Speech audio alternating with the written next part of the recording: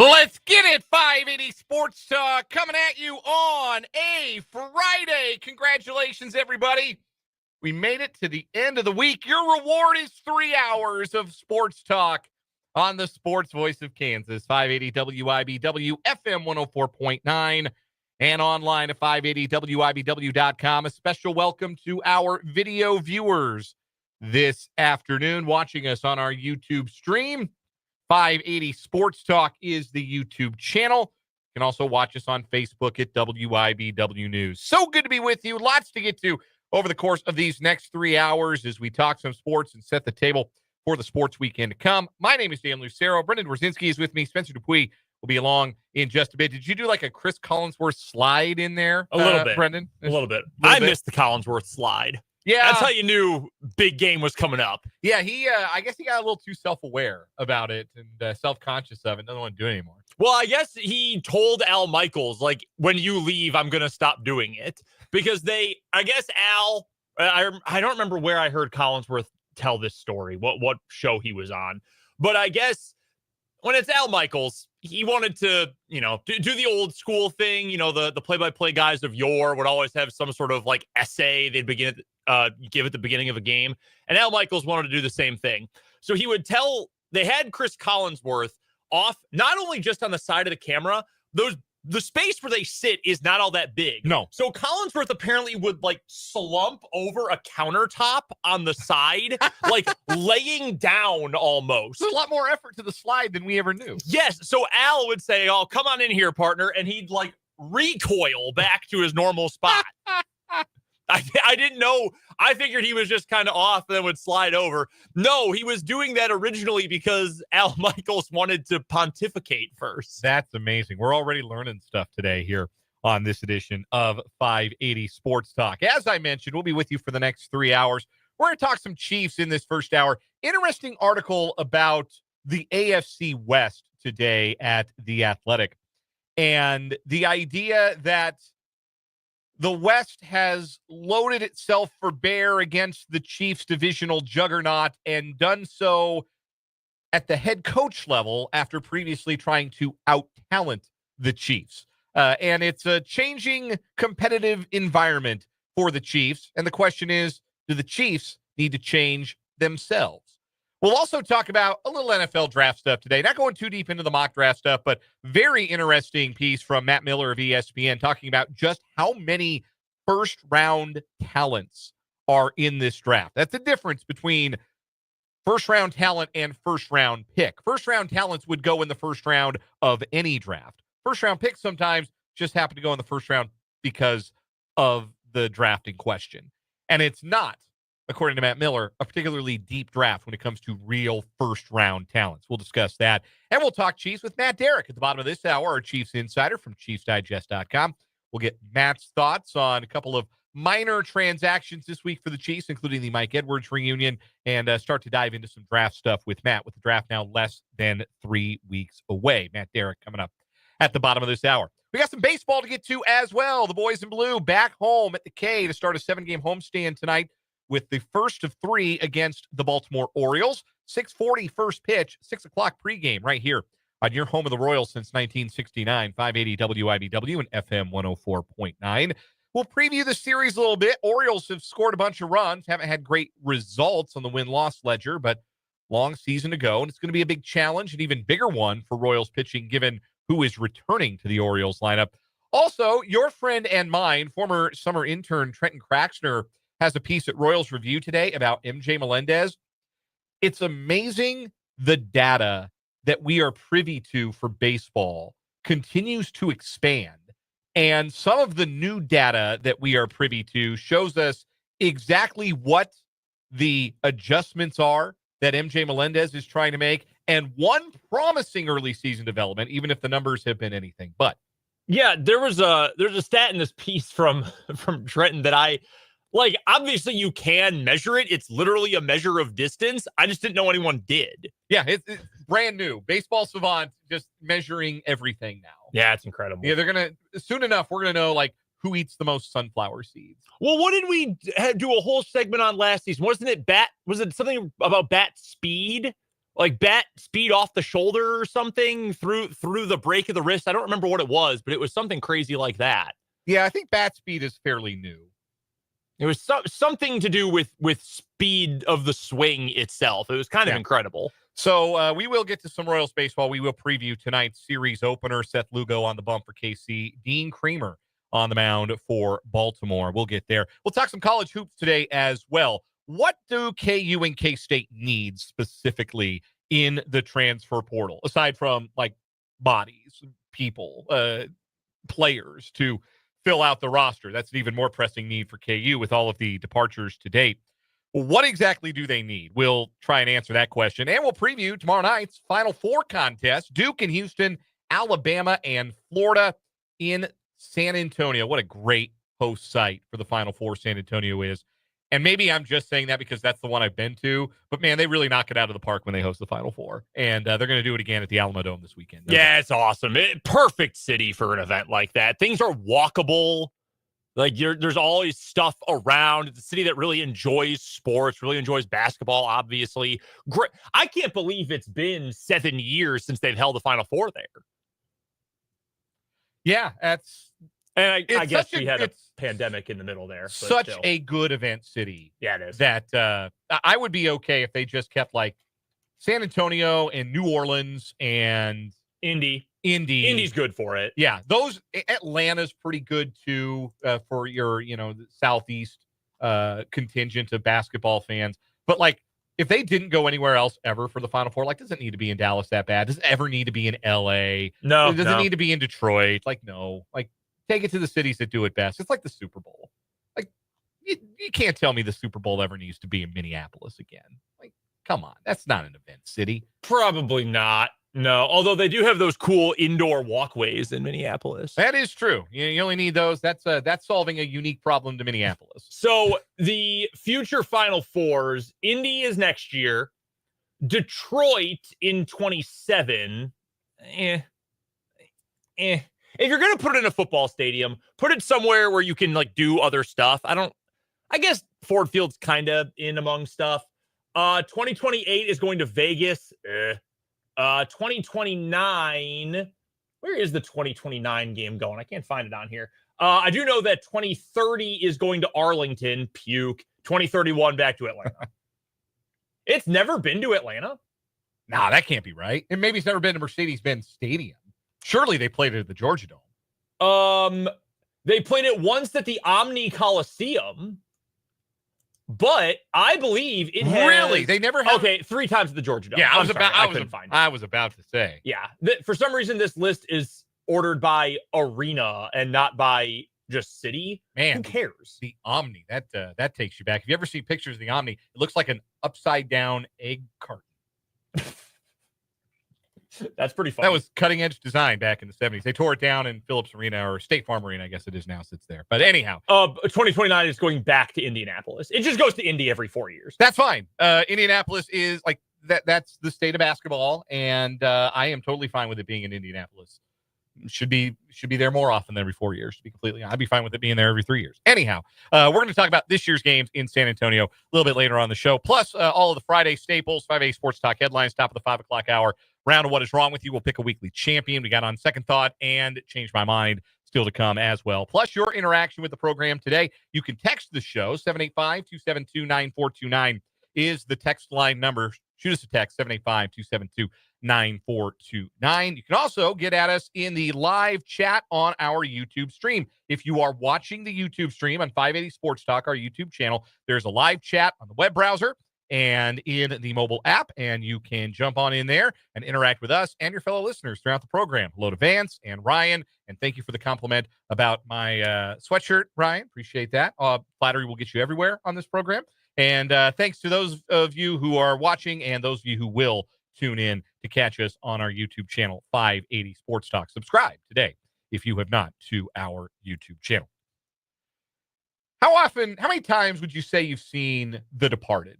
It feels like a movie that's on cable a lot. It's one of those that, like, I generally, when I see it on cable, I jump in and I'm in until I can't be anymore. I think that it's one of those movies that's really rewatchable on cable for me, like Shawshank, like Goodfellas.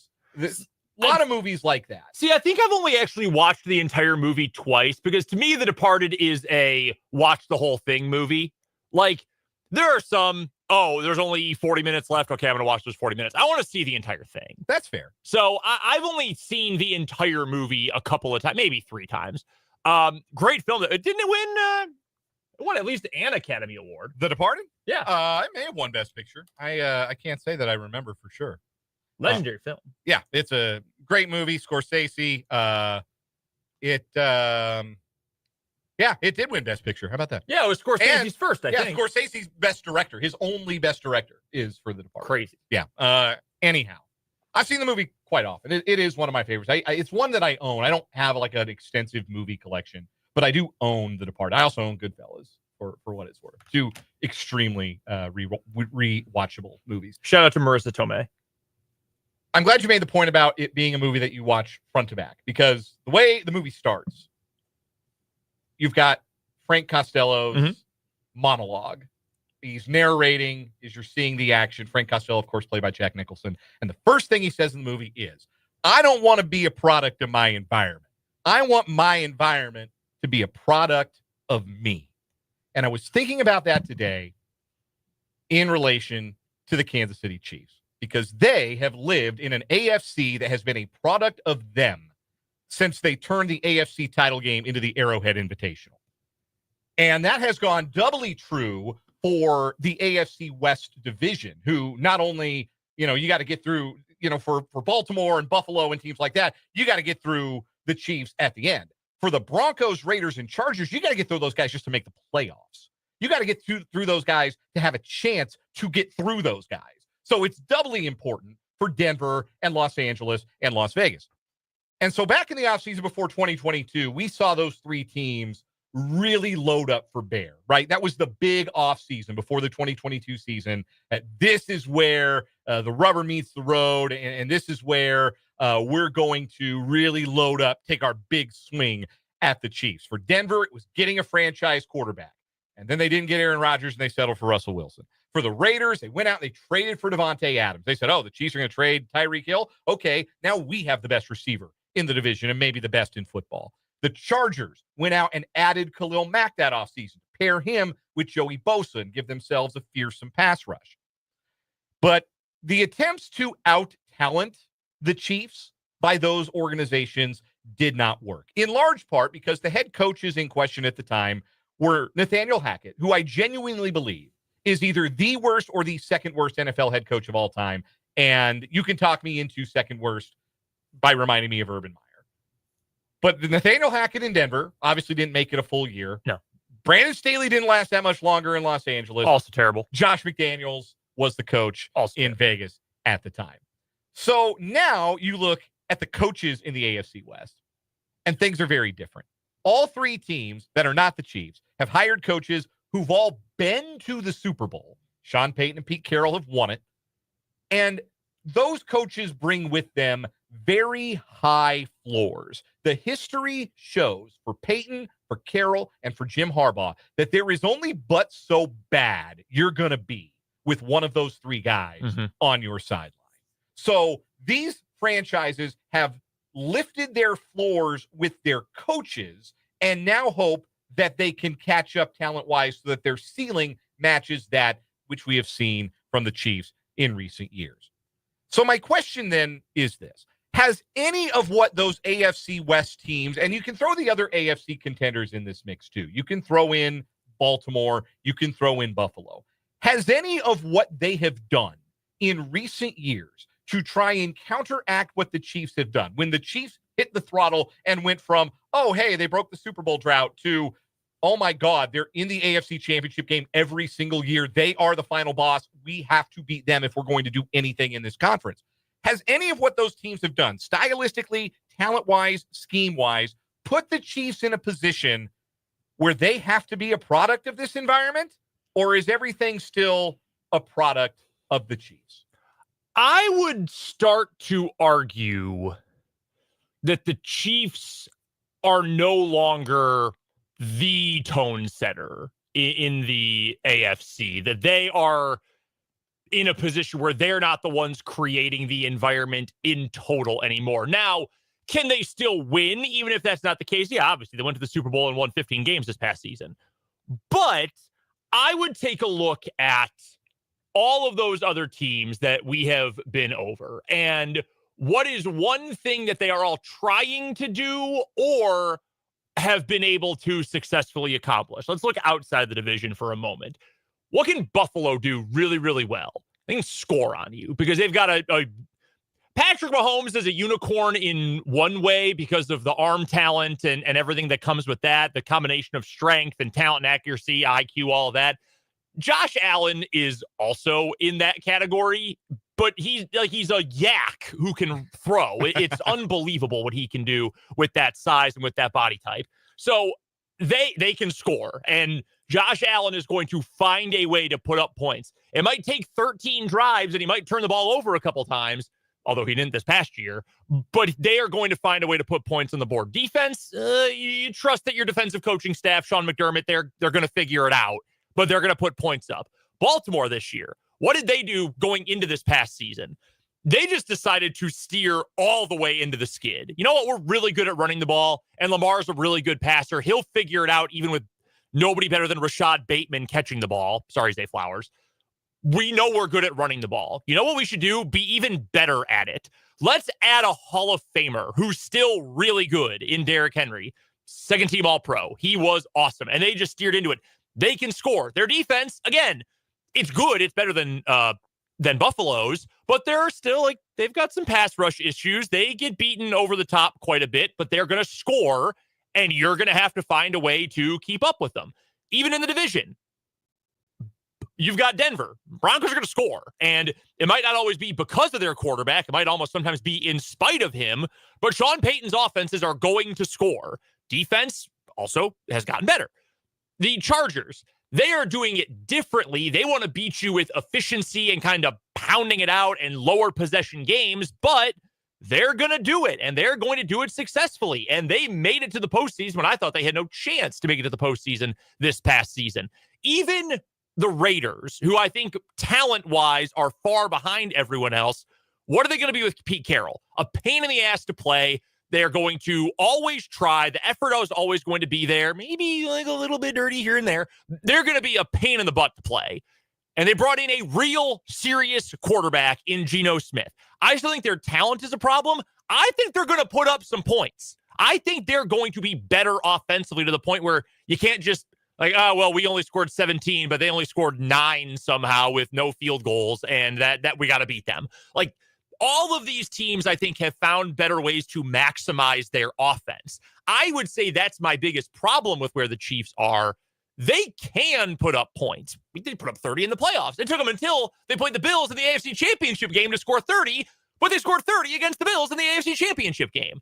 I would argue, though, they have not maximized their offense, whether it's the pieces, the play calling, the scheme, etc. And that, I think, is where the Chiefs have kind of fallen behind.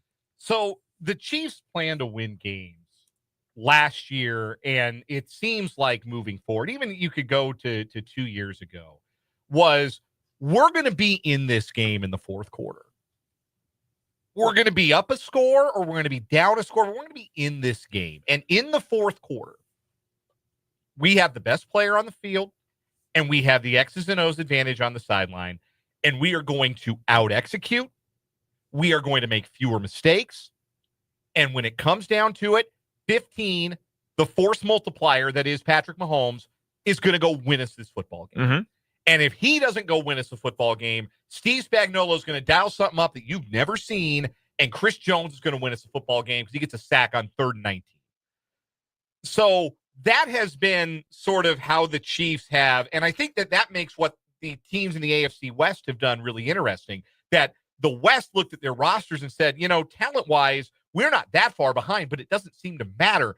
We got to get guys who can stand toe-to-toe with Andy Reid.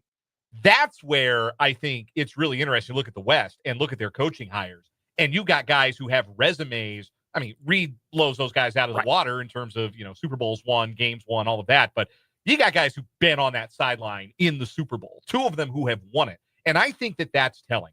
I think that is really indicative of what the West Division teams believe. Because you go look back at the recent results, recent games between teams in the AFC West and the Chiefs. It's not as though the Chiefs have been decisively winning all of those games. The Chiefs find ways to win all of those games. Mm-hmm. They beat the Chargers in overtime, it feels like, every year. They beat the Broncos on a blocked field goal on the last play of the game this past season. Like, the margins on the field are not as broad as the results in the standings would suggest. And what can help you make up those little fine margins and be the team that out executes and be the team that makes the play late in the game to win starts on the sideline, starts with your coaches, starts with your culture, starts with your leadership. So that's where I think that indeed it is still the AFC West that is a product of the Chiefs environment that they have created. Understanding that it is not good enough to have more better players than the Chiefs because they have the best player and they will always have the best player. It is on us to be able to make the game-swinging play, the game-swinging call, to be able to go toe-to-toe and not blink at Andy Reid and Steve Spagnuolo. I'm going to give you 7 AFC teams, okay, outside of the Chiefs. The teams I'm including are all 3 from the AFC West: Broncos, Raiders, Chargers. I'm going to give you the Ravens. I'm going to give you the Bills. I'm going to give you the Texans. They're a little iffier, but I'll give you the Texans. And I'm going to throw Cincinnati in there too, because they maybe the best offense in the entire league. Defense, terrible, but they're going to score a bunch. They've been to a Super Bowl in recent memory. Of all 7 of those teams, are the 3 best coaches all in the Chiefs division? They might be the most trustworthy. But again, that's you build up trust by winning big games, winning championships, and that's what those coaches have done relative to what Sean McDermott has not done. Mm-hmm. John Harbaugh's got a Super Bowl win. He does, but also I think if you went and asked Ravens fans right now, there's at least a little bit of, hey, that was 12 Super Bowls ago. Yeah, some diminishing returns. It's been a minute. Some diminishing returns. Because we're going into Super Bowl 59, right? Yeah. No, they will. Super Bowl 60. We just had Super Bowl 59. Yeah, we're going to Super Bowl 60. Okay. Yeah, you're right. So, do you remember which one they won? It was 47. Yeah, 47. And they're good. They win a lot of games. They win a playoff game plenty of years. But you know what they haven't won in a very long time? The game. They haven't even, yeah. It's not even when they were at home against the worst Chiefs team of this era, they could not close the deal. Well, and they lost to the Chiefs 2 years ago in the AFC title game. I was going to say, even thinking about that, they've only been to the championship game one time since that Super Bowl. And yeah, they only lost by 3, but I mean, they were the worst team that entire game. The Chiefs were far better than that. Is that controversial to say that was the worst of the Chiefs teams, the Super Bowl 58 champs, the worst of the Mahomes teams? Worst offense, definitely. I don't know. That's hard because the defense was so good. Yeah, table that like the tush push debate, and we'll revisit that another day. But no, I think that is true. I think you look at the AFC and the coaching talent that is concentrated right now in the AFC West is all-time great. Like, Sean Payton's going to Canton. Andy Reid is obviously going to Canton. I would argue Pete Carroll's going to Canton. And the only reason that I can't say the same with certainty about Jim Harbaugh is he took a sabbatical to go win a national championship in college football. So, yeah, you're talking about all-time great division when it comes to coaching. Yeah. And it will be fascinating to see if that is ultimately what helps teams close the gap. Because trying to close the gap talent-wise, that didn't work. We'll take a break here on 580 Sports Talk. When we come back, how many first-round talents are in this draft? Matt Miller of ESPN says not many. We'll tell you why next on 580 Sports Talk.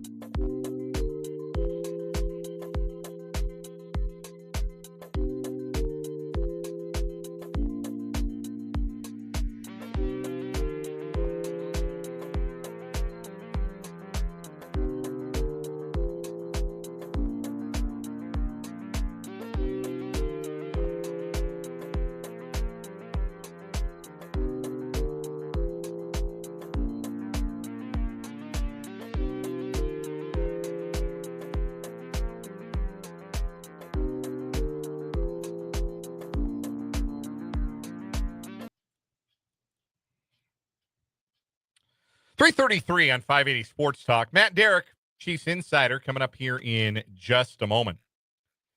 Chiefs draft 31st in the upcoming NFL draft. And according to Matt Miller, there are not 31 or 32 first-round talents in this upcoming draft. Again, there's a difference between a first-round pick and a first-round grade, player that would go in the first round of any draft.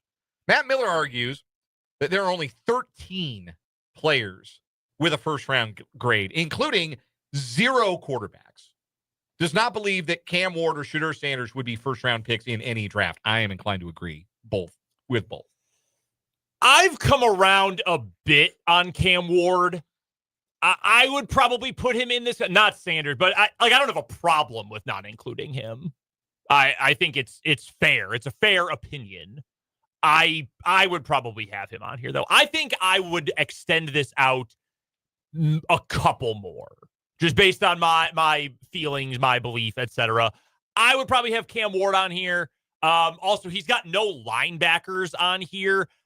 He does have Jahad Campbell from Alabama at number 16 overall, so just off the list. I would probably put Campbell on here, but he also is coming off of a surgery that's cost him some of the offseason, so I can understand why you wouldn't include him either. It's not an especially strong draft this year. Like, this is one of the weakest overall that we've seen in quite a while. And we've known that for a while. We knew that was going to be the case during the college football season. I find it interesting that he rates Travis Hunter as a wide receiver and not as a defensive back. I had the same thought. I still think it is easier to hop in at wide receiver than it is to hop in at corner. I agree completely, but he is so good at both. Like, you watch him go get it at wide receiver. Yes. Like, you think, why would I play him anywhere else? So I did hear this on a podcast this past week, and I think it's a really, really good point. I'm assuming he's going to play both ways wherever he goes, even if it's just some plays on one side of the ball. You have to use him, though, as a wide receiver. You can't use him as a gadget guy. Because you know what happens if you just use Travis Hunter as a gadget guy? Everyone knows where the ball is going for the 10 snaps he's on the field. Yeah. Like, you can't really run your offense. If you're going to use him as a wide receiver while he's playing corner full-time, for example, then use him as a wide receiver. Have him run real routes. He can do it. You just don't use him as a weird gadget guy, because that's a waste of a pick. Quick question. If you're the Chiefs and you have a similar opinion of this draft, that you maybe only have 13 to 15 guys with a first-round grade, does that make you more or less inclined to try and trade up or trade at all? I would feel maybe more inclined to trade down while also being confident. You're never going to have a draft where scouts say there are 32 first-round picks. No, you're just never. Not, or 31 for that matter. So most of these guys are going to be off the board by the time you're getting to the Chiefs pick anyway.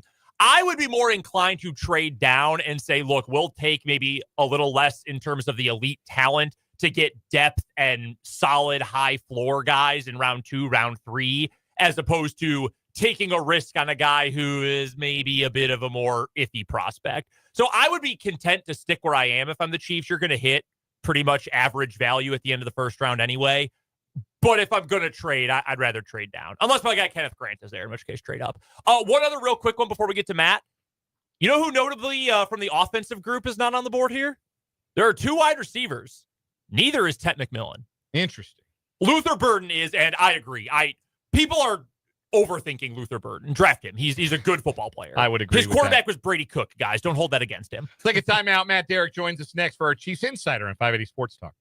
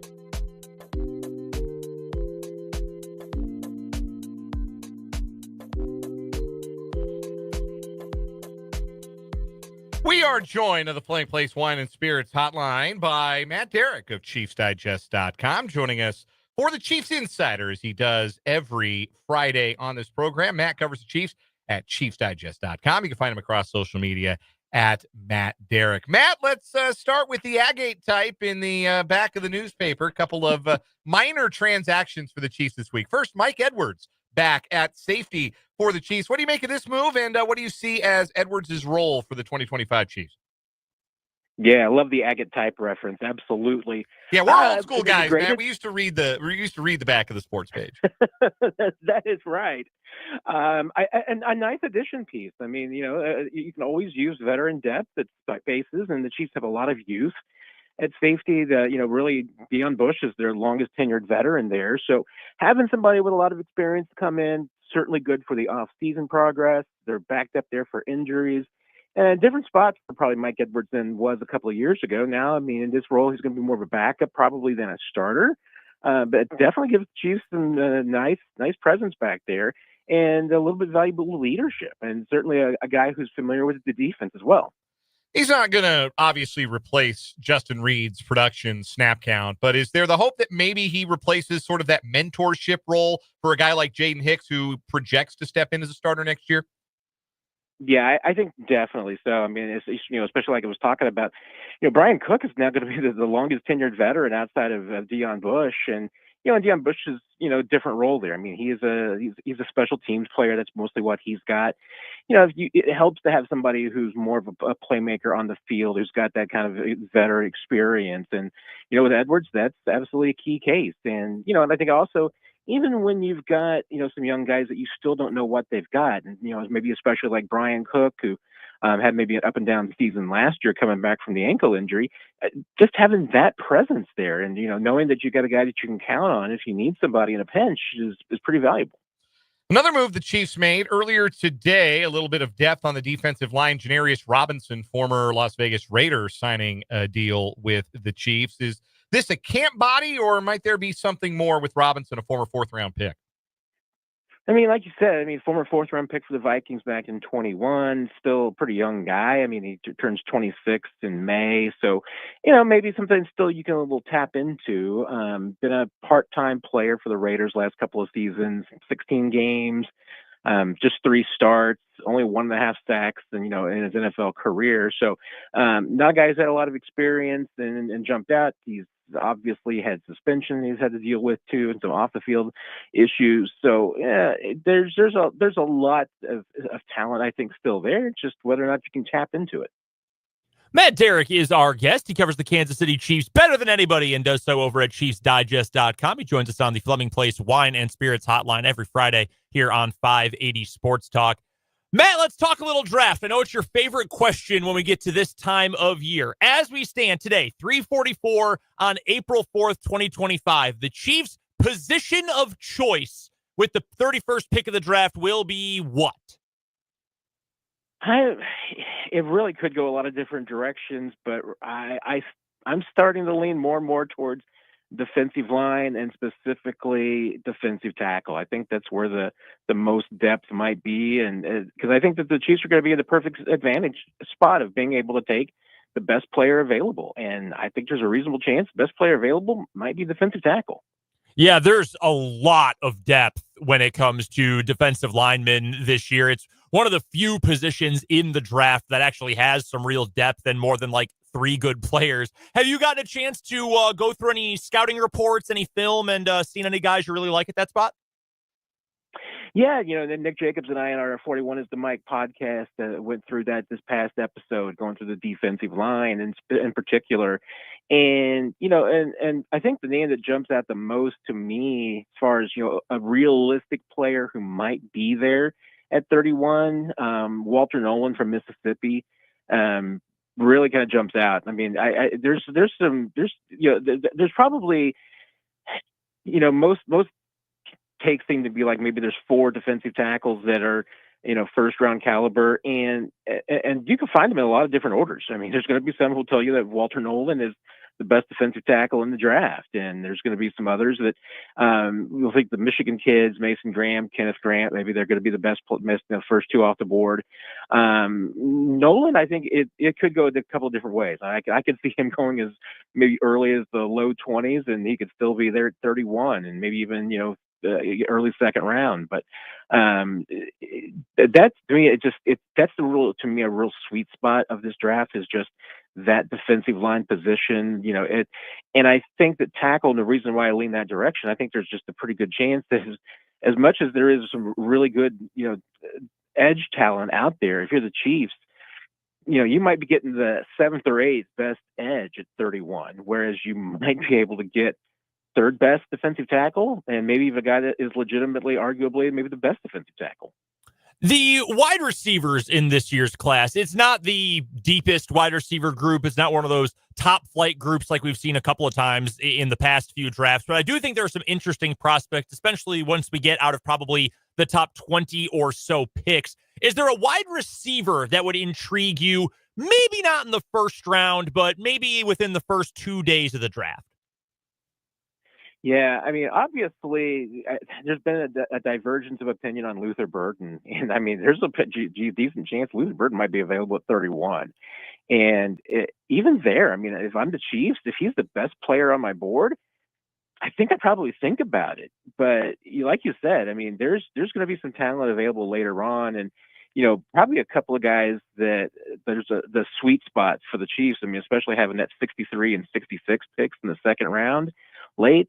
In the third round, you've got Jalen Noel from Iowa State, who I think is really impressive there. Isaiah Bond, another guy from Texas, is why some people by some accounts might go earlier than that, but it's kind of in that ballpark of possibilities. But you're right. I mean, with wide receiver, yeah, there's probably not going to be 5 guys going in the first round this year. There might only be 1 or 2 guys that go in the first round at receiver, maybe 3. But there's going to be some really good picks, I think, on day 2. I'm glad you brought up Luther Burden. I would not normally pound the table like this for a Missouri Tiger, Matt. So this is, like seeing a unicorn and Bigfoot hanging out together. However, every time I see a mock draft now, Luther Burden is sliding to the very end of the round, or he's sliding into the second round. Why are we overthinking this guy? I know you've seen him up close and personal for Missouri. He's one of the best wide receivers in all of college football this year. I think people are overthinking this guy. I know he's not a huge body, and I know the Chiefs already have a number of smaller wide receivers. But, man, if he's there at 31, as much as I want a defensive lineman, I would be thrilled if the Chiefs could add someone with juice like Burden. Yeah, I think a big part of why maybe it's just being overthought is that he had a drop off in production in his last year, and look at really, the quarterback play. That was the problem. I mean, Brady Cook. I like Brady Cook, but he's not an elite athlete, and he was hurt the entire season. So, I think that's one of those things that you have to put along with the asterisk is that he didn't have a healthy quarterback the entire season. So that, and obviously he was the focus of defenses. That was the other part of the problem. I mean, he was double and triple teamed most of the season. So I think there's a little bit of that. I know there's some kind of underneath the radar kind of remarks about maybe questions about work ethic, anything of those natures. Sometimes you wonder if that talk kind of comes out because maybe a team's trying to start something because they want him to fall. You never know. But I do think there's a little bit of overthinking about Luther Burden this year. Couple more questions for Matt Derrick, our Chiefs insider from ChiefsDigest.com. Joins us every Friday on the Fleming Place Wine and Spirits hotline here on 580 Sports Talk. Matt, the last time we got to hear from Andy Reid, he talked a great deal about Isaiah Pacheco and still believing in what Pacheco can do even after a season that was mostly lost to injury last year. And anybody could see he wasn't quite the same player that he had been when he came back from, frankly, a difficult injury for running back in particular to come back from. How much faith do you think there is in Isaiah Pacheco? Do you think that he is the clear-cut RB1 entering camp next year? Do you think the draft could change that equation? Or do you think the Chiefs believe enough in Pacheco to move forward and feel like he's going to be a 200, 250 carry guy for them in 2025? I think as constituted with the roster right now, I do think that there's faith that Isaiah Pacheco is at least the clear cut, number one running back. But could the draft change that? I don't know. I mean, it's always a possibility that the Chiefs, hey, if they get a guy that they really, really love, and hey, there's some crazy scenarios where maybe one of the best couple of, if like a guy like Amaria Hampton from North Carolina fell to the Chiefs at 31, would you take him there? I might very well. I still think it's tough to make a point from trying to take a running back that early unless it's somebody who's just a clear cut slam dunk Saquon Barkley type. But it's a possibility that the Chiefs draft a running back that maybe changes your equation a little bit. But really with that running back group, you've got a bunch of guys that I think that they like, but there's durability questions.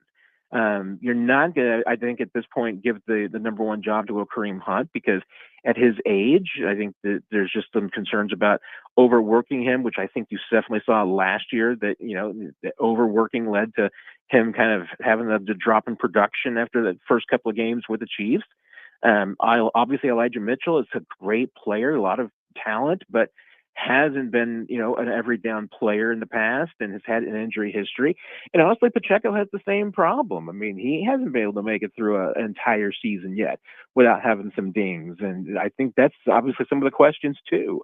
So of this group, yeah, I mean, I think Pacheco is the number one choice as far as the starter goes, but could it change? Yeah, it could still change. Matt Derrick covers the Kansas City Chiefs at ChiefsDigest.com. You can find him all across various social media platforms under his name, Matt Derrick. You can catch him every Friday here on 580 Sports Talk as our Chiefs insider. Matt, always a pleasure. Enjoy the weekend, and we'll talk to you again next Friday. I appreciate it, guys. Can't wait. Getting closer and closer to the draft. Yes, Take care, everybody. Yes, indeed. Have a good one. That is Matt Derrick. We will step aside for a quick timeout. Come back and wrap up this 3 o'clock hour, 580 Sports Talk after this.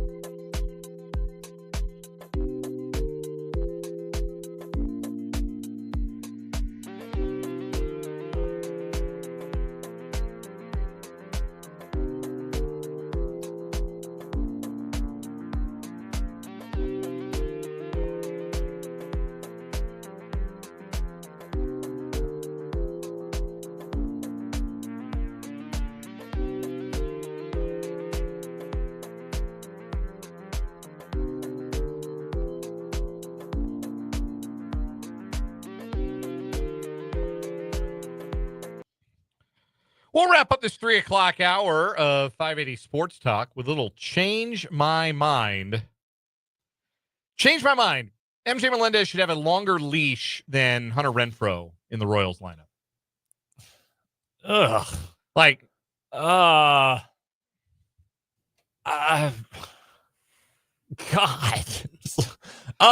neither feel real appealing right now. I'm making the argument that at least Melendez is younger and a little bit more athletic. Yeah, I mean, he's a better athlete. You've seen more. I mean, neither is a good defender. You've seen more flashes of positive defense out of MJ.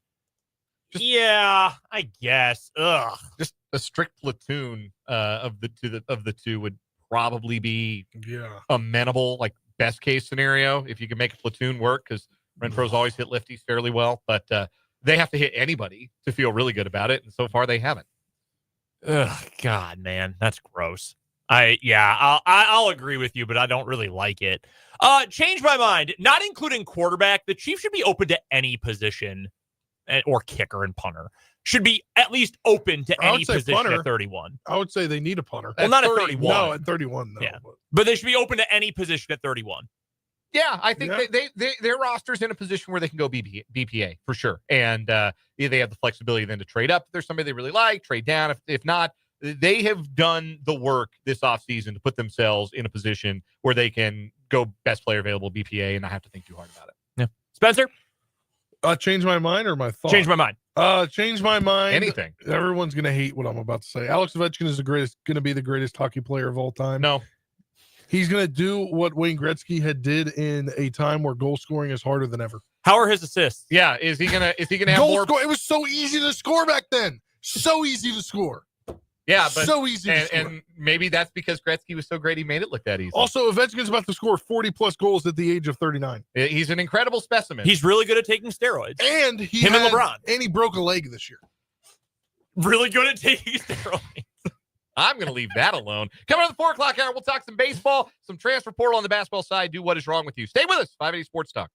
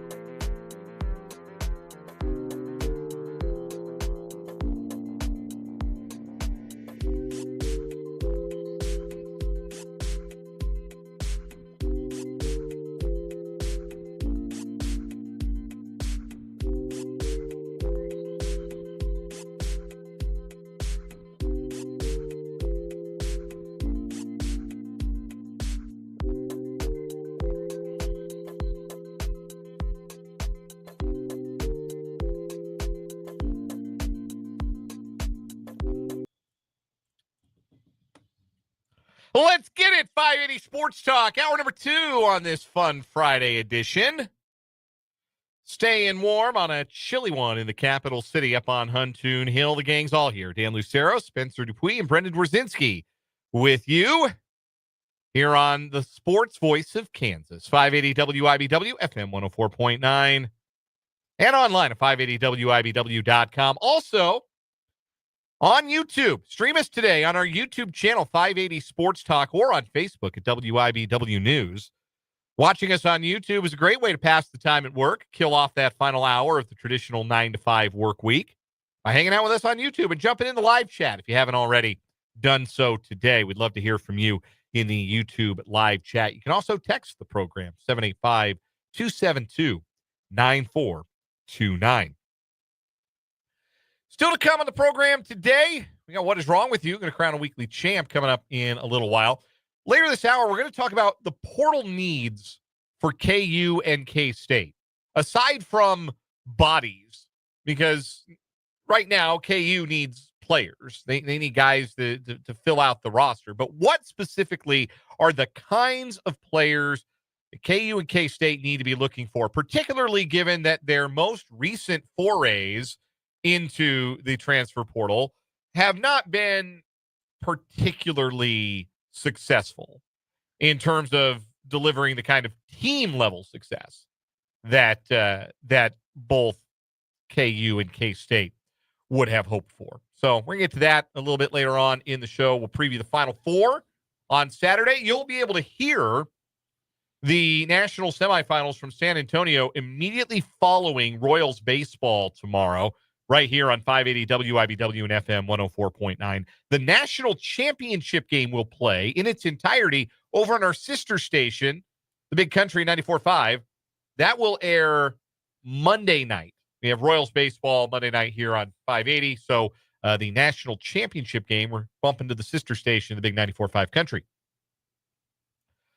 Duke and Houston, Alabama and Florida. We will break it all down and look ahead to that Royals-Orioles series. Again, the text line, 785-272-9429. You can hit us up on the text line and the live chat on YouTube. Before we go any further, wanted to shout out our friends at the Big Biscuit. Yeah. Who hooked us up today. Heck yeah. The Big Biscuit is celebrating their 25th anniversary, and they are celebrating in some fun ways, including the birthday cake pancakes. You guys try those?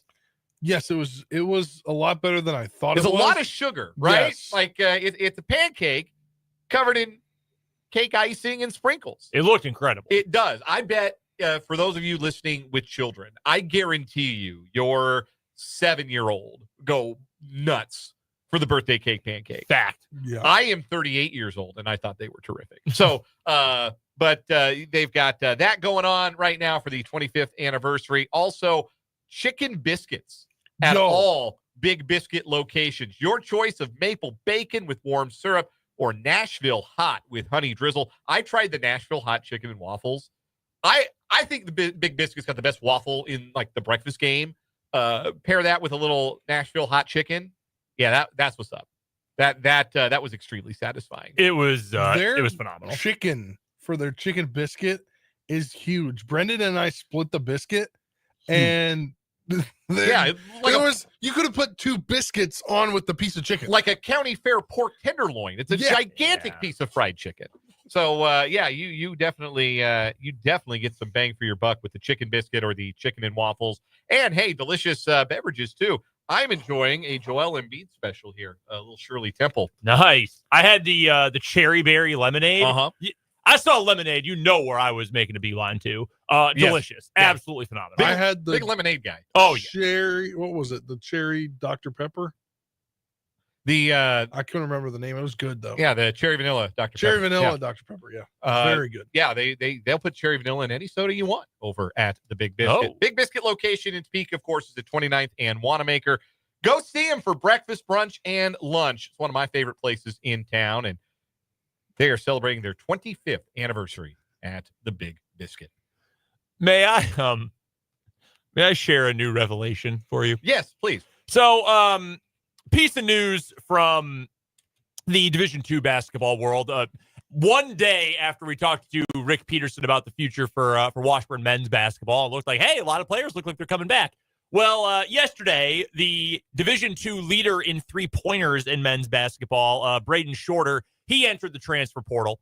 And whether, comes back, goes anywhere, I wish Braden the best. Great kid, really, really, really good basketball player, elite shooter. Wherever he ends up, happy for him.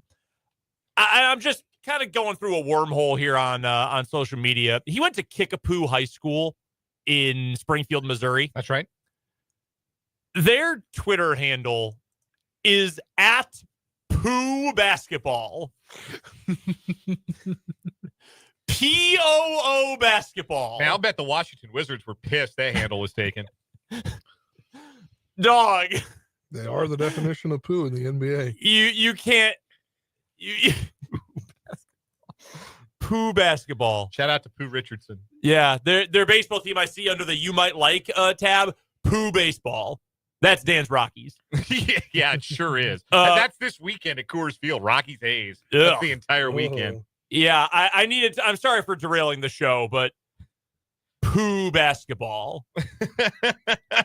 They're the Chiefs. They're the Pooh Chiefs. They're Brody Croyle. They're Tyler Thigpen. Pooh Basketball. Virginia under Tony Bennett. Dude, I am overwhelmed by finding this out. Nothing again. Hey, shout out to Kickapoo High School because Braden's a heck of a player and a heck of a guy. I just can't believe they would intentionally make that their Twitter handle. Yeah, that's wild. Pooh Basketball. No, that's really funny. That's really funny. I'm so glad you shared that with us. Oh my gosh. Is it like a public high school or private high school? It's public school, yeah. How does nobody like at the county be like, yeah, maybe you should change your handles? We're playing at the Pooh. Like if there's a so like their high school, their official account is at Kickapoo. No, this is Kickapoo Chiefs. Yeah, Kickapoo Chiefs. Okay, yeah, at Kickapoo Chiefs. So it's not like they're leaning into the Pooh branding at We Are the Pooh at the school level. I noticed their football Twitter handle or X handle. Sorry, it's the X, the Everything app. Watch us deliver a bear market on X. At K-Poo Football. Yeah, So, like even K-Poo Basketball would be fine. K-Poo 94.5. We play the worst music. We play the biggest poo you can handle. We play terrible songs that you hate. Oh my gosh. Coming up next, Rude by Magic. Oh yeah, for the that entire hour. That song is ass. Oh yeah, that song sucks. That is on Pooh Radio. K-Poo. I don't know. I don't know, man. I would certainly let me do your social media branding. Yeah. Consult somebody over the age of 5. Maybe a 5-year-old. Maybe consult a 5-year-old and see, they might say, hey, Pooh, do you know what that actually means? That's funny. Oh God, that was funny. But yeah. So anyway, there's your breaking news, by the way. Some movement on the Washburn front. Yeah, Braden Shorter into the transfer portal. And again, wish him wherever he ends up. If it's back at Washburn, if it's somewhere else, wish him the best for sure. Oh, absolutely, 100%. Let's get into some baseball, not some Pooh baseball. It should be some good baseball this weekend at the K. The Royals and the Orioles meeting up in a 3-game series. The schedule, we talked about this before the season, and it remains true. The schedule really doesn't ease up for the Royals until late April when they get a crack at the Rockies.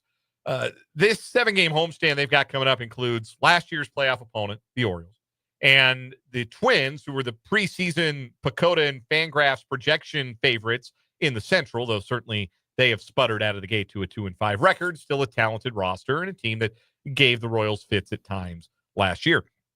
The Royals have lost consecutive series to open the season. And if that feels unfamiliar, it should. Do you know that the Royals only lost 3 consecutive series of 3 or 4 games one time last year? Wow. There's only one stretch of baseball where the Royals lost more than 2 consecutive series played. It was 4 consecutive series they lost last June. That was that stretch where I think they lost 3 out of 4 to the Yankees. They lost 2 out of 3 to the Dodgers. They lost 2 out of 3, I think, to the A's in there. And then there was somebody at Texas, I think, swept them. That was kind of the nadir of their season there in mid-June, where they kind of ran aground a little bit for a while and had a very difficult stretch. But I say that to say the Royals last year, it was a strength of their team. It was a reason that they remained competitive throughout the season, was that they didn't go into, other than that stretch of play in June, a real extended slide. They did not have a lot of stretches of the schedule where they went like 3-7 over 10 games or 2-8 over a 10-game stretch. They were able to avoid those long skids, and stellar starting pitching allows you to do that. Being starting pitching forward allows you to feel like, all right, we lost a series. We lost a couple series in a row, but hey, we got a guy who can go get us a dub tonight. We're behind somebody who we believe can go deliver us the kind of performance we need to get us back on track. That's the confidence that a strong starting rotation gives you, and it's the confidence the Royals should have behind Seth Lugo tonight. Yeah, I would agree with that. If you are this Royals team at this point in the season, like I said it on yesterday's show, I don't feel any different about this team going forward after 6 games. Like I'm going to stick with my 89 wins prediction at this point. It's just not enough to feel any different. And part of the reason why is because I'm banking on the talent that this team has and what they have shown to us before. I have no reason to think Seth Lugo is going to come out, and after being, he wasn't great by any means in his first start of the year, I have no reason to believe he isn't going to bounce back in this game. And I don't really, I take this a lot, talking about Washburn basketball, I take this a lot from the two coaches I spent a lot of time with on the basketball front for them, Coach Ballard and Coach Wessling of the Washburn men and women, respectively. And a lot of times I'll ask them questions when we do pregame interviews, oh, well, you're preparing for so-and-so. What are the things that go into preparation for this game? And a lot of times, especially on a short turnaround, they'll tell me, well, we got to look for X, Y, Z. But really, Brendan, this is more about, like, what are we going to do? And we've got to handle our stuff. And we believe we can beat anybody if we run our stuff well and take care of what we can control. And that's kind of our mindset going into this game. I look at it the same way for this Royals team after having not the most encouraging start in the world, and for this pitching staff, which has been a little bit up and down, and it was a down start for Seth Lugo. So, yeah, the Orioles can hit. They've got a lot of offensive firepower, and they're bringing back Gunnar Henderson for the first time this season coming up today. I trust the Royals pitching staff. I trust the coaching. I trust the pitching lab, the process, all of that stuff with this Royals team. I think it is more likely than not that you see a good edition of Seth Lugo today. And I think you're going to see good Seth Lugo more often than you see bad Seth Lugo this year. And I think the same about every pitcher on this staff, to be honest with you. I'm not worried about the arms. I will say that. I'm not worried about the arms right now. I have my concerns long-term because of the age, the usage, et cetera, the health. I'm not worried about them. Yeah, I'm not worried about the quality, right? Like, I think it's fair to, and I think that's all 30 teams, all 5 starters in your rotation at all times. There's that looming thought of, well, are we going to get the quantity? There's that looming fear of injury because pitching isn't a natural act, as we all know. But the quality, yeah, I still tend to trust that from these Royals arms. They're going to need some quality because this Orioles lineup is really good. You mentioned Gunnar Henderson coming off the IL tonight. He's going to make his season debut, so we get that fun matchup of the top 2 young shortstops in the American League. Remember when everybody was trying to make Gunnar Henderson MVP a thing? And, oh, man, Gunnar Henderson, Bobby Witt Jr., who's better? And then in the second half of the season, Bobby Witt said, yeah, it's me. It's me. Yep. It's not close. It's me. Mm-hmm. Yeah, that was fun. That was a good time. Anyway, the Orioles. It was always stupid. From the very beginning, it was always and stupid. that's not, I'm not trying to drag Gunnar Henderson here. Good player. He's a very good player. I thought Bobby Witt Jr. was better from the very beginning.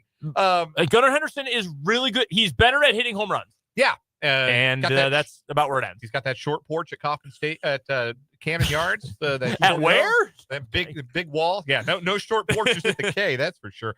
This is an Orioles team that's averaging over 7 runs a game, and that's even after being shut out the other day by Boston. So they've had one game where they didn't score at all, but they've scored 36 runs in their first 7 games. Cedric Mullins has been red hot. Jordan Westberg has been red hot. As a team, they're hitting 277, which is ridiculous. Yeah. It's the pitching where I think Baltimore is going to have some difficulties this year. They're still easing back their all-everything closer, Felix Bautista, after he missed all of last season from Tommy John. He's worked 2 innings so far this year. He's not he's finishing games, but he's not like closing games. And their starting rotation, imagine that.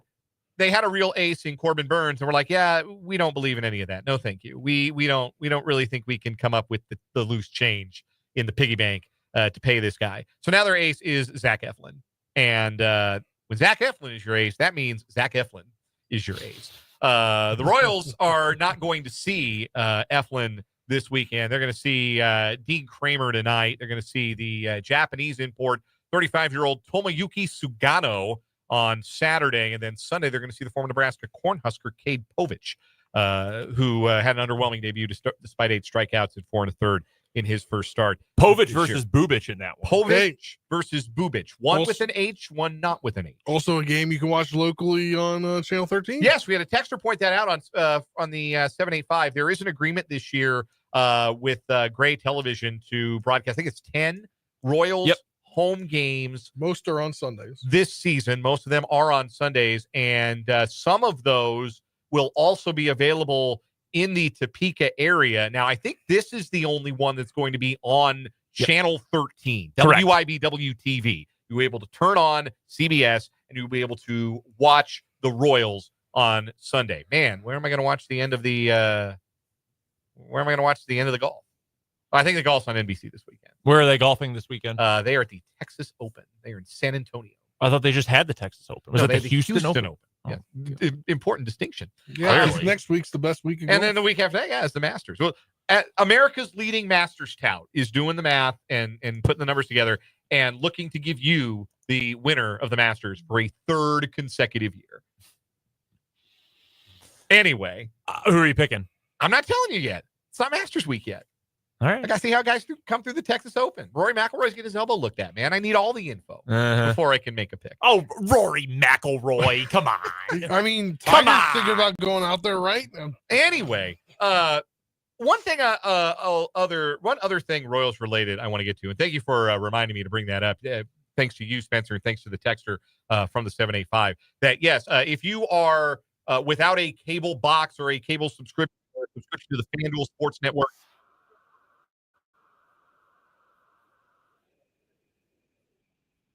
There will be some other games that are also available locally, but you will have to have either an antenna or some way to watch one of the ancillary CBS WIBW networks, MeTV, I believe it is. Yes. I think it's 13.1 if you've got an antenna. I think it's channel like 11 on Cox, but there will be some Royals games broadcast there later on in the season. But WIBW TV, CBS, you can watch the Royals on Sunday afternoon. The other thing I wanted to get to as we were talking Royals, your buddy, my buddy, our former summer intern, Trenton Kraxner, is writing for Royals Review this season, royalsreview.com. We cite Royals Review quite often. We've had Max Reaper from Royals Review on this program many times. And Trenton wrote a piece about MJ Melendez. And the crux of the article is probably about the same thing that you think about when you think of MJ Melendez. Hey, dude, time to hit. Time to produce or get off the pot, if you will. But there's all this data now in baseball, and more of it becomes publicly available. And some of the new data this year has to do with you can actually measure where a player is standing in the batter's box. It's crazy. And get a feel for how far away from the pitcher are they standing? How far away from home plate are they standing? How open or closed are their stances? And there's been much made about stance changes for MJ Melendez. So Trenton did the digging to find out, okay, so what's different?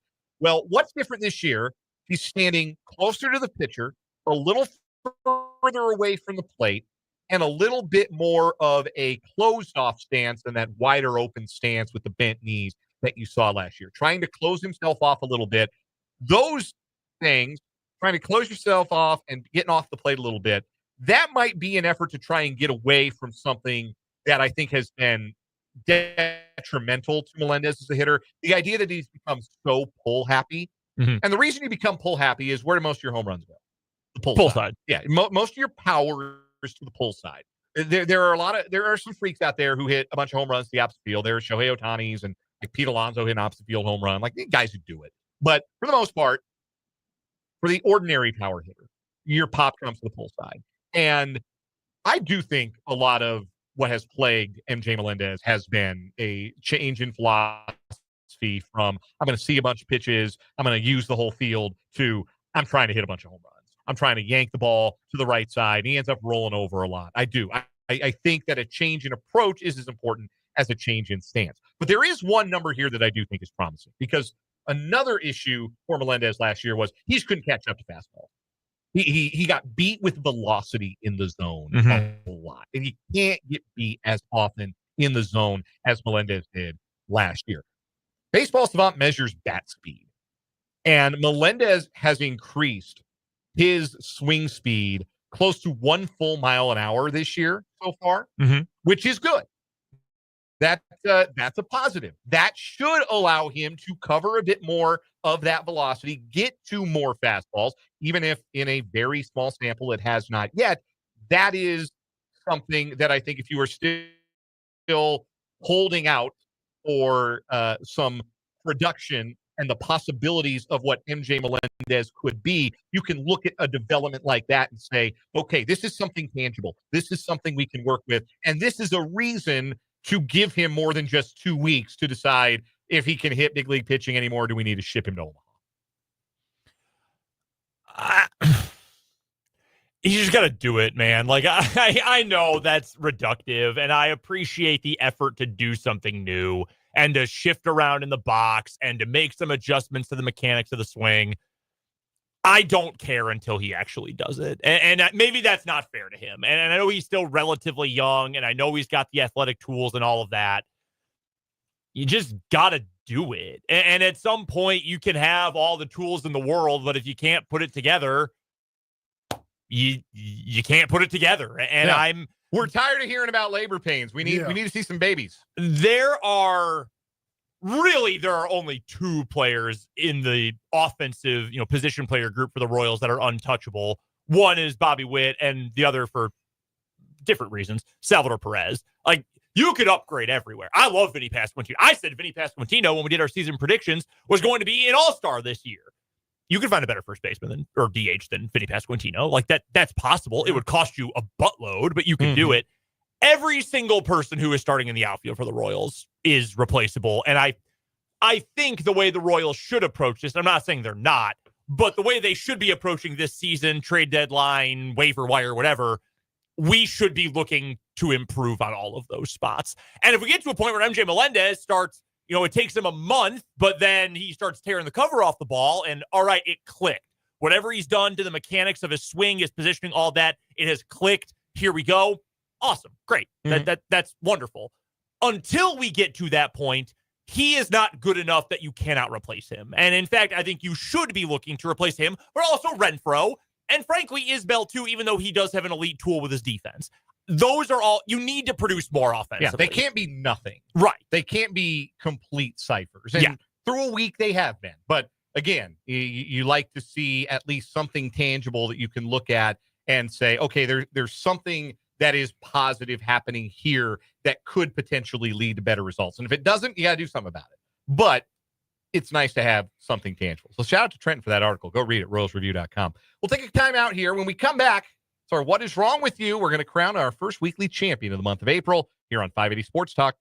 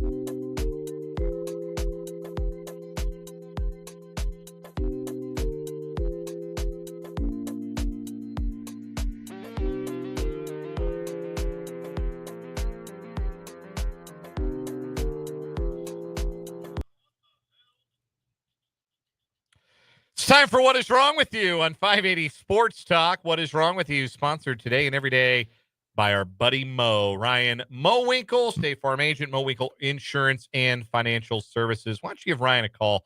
785-273-1572. That's 785-273-1572. Get in touch with our guy, Mo. Mo! What is wrong with you? We got 2 new stories today competing against our current weekly champ, Tomb of the Unknown Boner. I really should have come up with a better name. It's a pretty good name. It's It like is a good better name. Like, please tell me there are no genitalia stories today. there are not. In fact, after I said, it'd be nice, a fraud story, Spencer went and found us a fraud story. Yeah. So, Spencer, why don't you lead off today and give us some of that old-time fraud story that we love? Yes. So we were talking about this yesterday, and I got the rundown last night, and I was like, let me look up some stories right now. Literally like 6 hours ago, which would have been probably right around the time that we were talking about it on the show. A story broke from Fox 13 Tampa Bay. Florida man accused of trying to cash forged check felt he was doing something shady and wrong. A Florida man is accused of trying to cash a fraudulent check in Hernando County, and more suspects may be facing charges. The deputies there in Hernando County say they went to a Cadence Bank after 11:30 on Wednesday because Javier Martinez was trying to cash a fraudulent check. According to the sheriff's office, a teller at the bank contacted the owner of the checking account, who lives in Georgia. The account owner said it was a new checking account and he had yet to receive any checks in the mail. Upon arriving at the bank, deputies arrested Martinez. Diving deeper while investigating, deputies said the bank discovered additional fraudulent checks from the victim's account were cashed or attempted to be cashed at other bank branches in other counties. These checks were cashed by unknown suspects other than Martinez, according to HCSO. According to detectives, Martinez was dropped off near the bank by an unknown suspect he knows as Juan's girlfriend from Clewiston. Martinez told detectives the female was driving a white Toyota sedan. Martinez further advised that by attempting to cash the check, he felt he was doing something, quote, shady and wrong. Well, hey, points for self-awareness. Yeah. Deputy said he told them that he was paid a percentage of the check in exchange for cashing them. He was arrested on one count of uttering a forged check. Additional arrests are pending further investigation. So, yeah, we have like a check kiting ring here. Yeah. And poor Javier just got kind of swept up in it. Man, I'm talking about money for nothing. All I got to do is cash this check and I get a piece? That ain't hard. I just walk in this bank. But nobody will suspect anything. Something's kind of shady about that. Yeah, he should have followed his gut. Yeah. Javier should have listened to that voice in his head after all, for sure. I do appreciate the criminals that are self-aware, though. Yes, Yeah. No, for sure.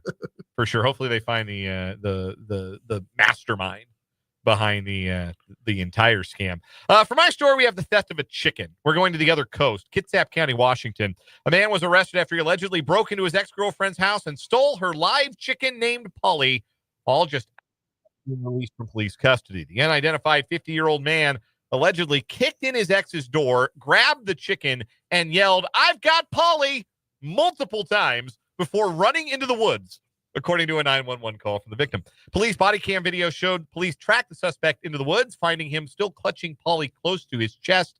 The man was seemingly unarmed other than the chicken. Unarmed, fully winged. Police approached him at gunpoint. The responding deputies allowed him to put Polly in the back seat of the patrol car before arresting him and taking him into custody. He had already been in custody 3 hours before the chicken nabbing incident. Police did not disclose what for. Polly was returned safely to her home unharmed, and Polly and her family are doing well. The suspect has been charged with residential burglary and violating an order of protection. He didn't just steal a chicken. Stole her favorite chicken. I mean, look, if someone took my emotional support chicken, I wouldn't feel good about that either. Vance in the YouTube comments, our story today went from hot checks to hot chicks. Nice. That is so good. Nice. Excellent work. That is outstanding. That's funny. Okay. All right, who we got? Hot checks or a hot chicken? Oh, man. Unarmed, but holding the chicken. Oh, gosh. Okay. Go ahead. I was gonna say this guy should have gone with his gut because he thought something was wrong about the check cashing scheme. Like, yeah, literally, it's should've part of thought the ahead. article. Like, come on, you were thinking about it, but you just decided to go through with it. So I'm gonna go with the chicken thief here. This is very personal. Like, Yes. you're trying to hurt someone physically and emotionally here. That's such a I was talking about stabbing being such a personal crime. This is a very personal crime. You took her favorite chicken. You were really trying to stick it to this ex. I'm going to go with that one. Yeah, I'm leaning toward the chicken thief as well. Does that beat? No. No. Dude, they were doing it on the grave. On the grave. On the unmarked grave. Can you imagine the indignity of the deceased? Like, it's already no one knows who you are. Mm-hmm. Like, you are forever in like this purgatory of like, no, I'm dead, but nobody knows who I am. My family's been looking for me for generations. They have no idea that I'm in this unmarked grave. And these two meth heads found me and started doing it on the grave marker. Yeah, they took a quick, fent break and then jumped right back on top of me and are doing it. The indignity to the dead here. I'm gonna go. I'm sticking with that one. All right. I was actually inclined to go with the chicken thief, but it's the Tomb of the Unknown Boner by a 2-1 vote that advances on to the end of the month as our first weekly champion in April. Here on What Is Wrong With You, sponsored by State Farm agent Ryan Mo Winkle. Mo Winkle Insurance and Financial Services. Visit his website, Ryan Mo Winkle. That's MOHWINKLE.com. When we come back, we're talking transfer portal, including some breaking news. KU's got a player out of the portal. We'll talk about that and what else the Jayhawks and the Wildcats actually need from the portal. That's coming up on 580 Sports Talk.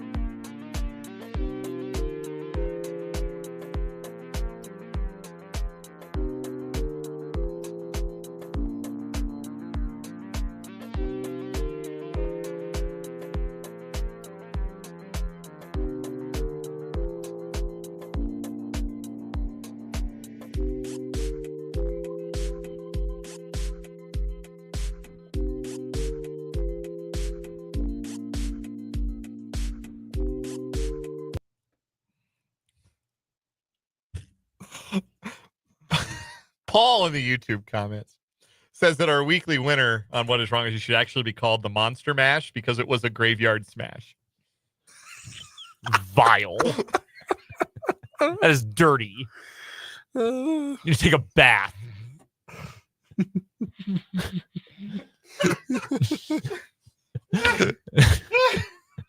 Jiminy Christmas. They did Host down over there. Took out Dan. All right. There's no good segue out of that. We had some breaking news today. A Friday news dump that actually happened while we were on the air, which I believe to be a 580 Sports Talk first. Yes. Usually, if anything happens related to the Chiefs, Royals, KU, or K-State on a Friday, it happens at like 6:03 or in our cars and on our way home. Mm-hmm. But this actually happened during the day. KU is on the board. Happened like 10 minutes ago. In the transfer portal, Jaden Dawson. I get Jalen's and Jaden's confused a lot. Me too. Especially like the quarterbacks. It's bad. Jalen and Jaden. Jalen and Jaden Daniels. I can't tell you how many times in my sportscast this year I did that. It's hard. Jaden Dawson is this young man's name. JD.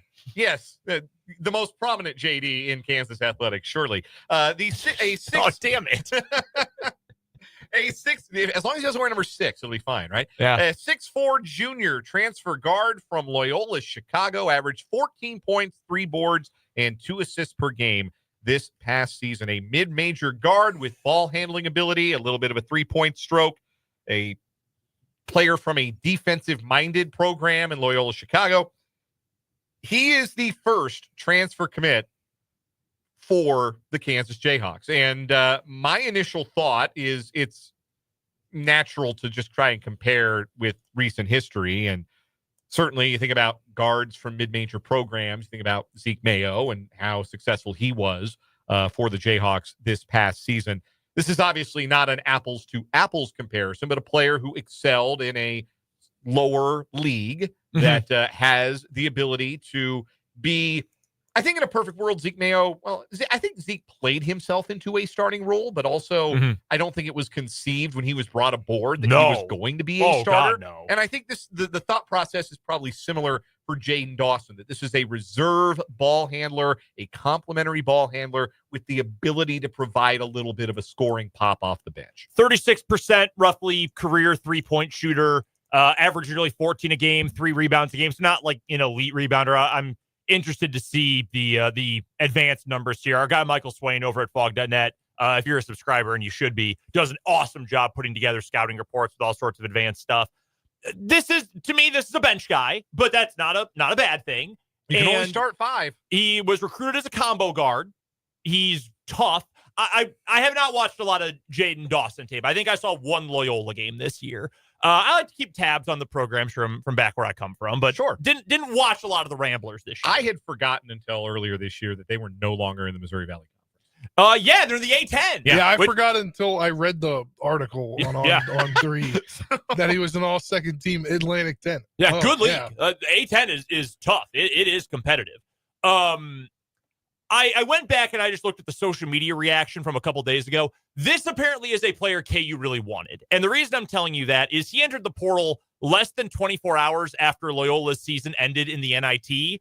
And then just 2 days later, he's at KU. That tells me this is a guy the Jayhawks wanted. They identified him, thought this is a fit, this is a culture fit, and said, let's go get this guy.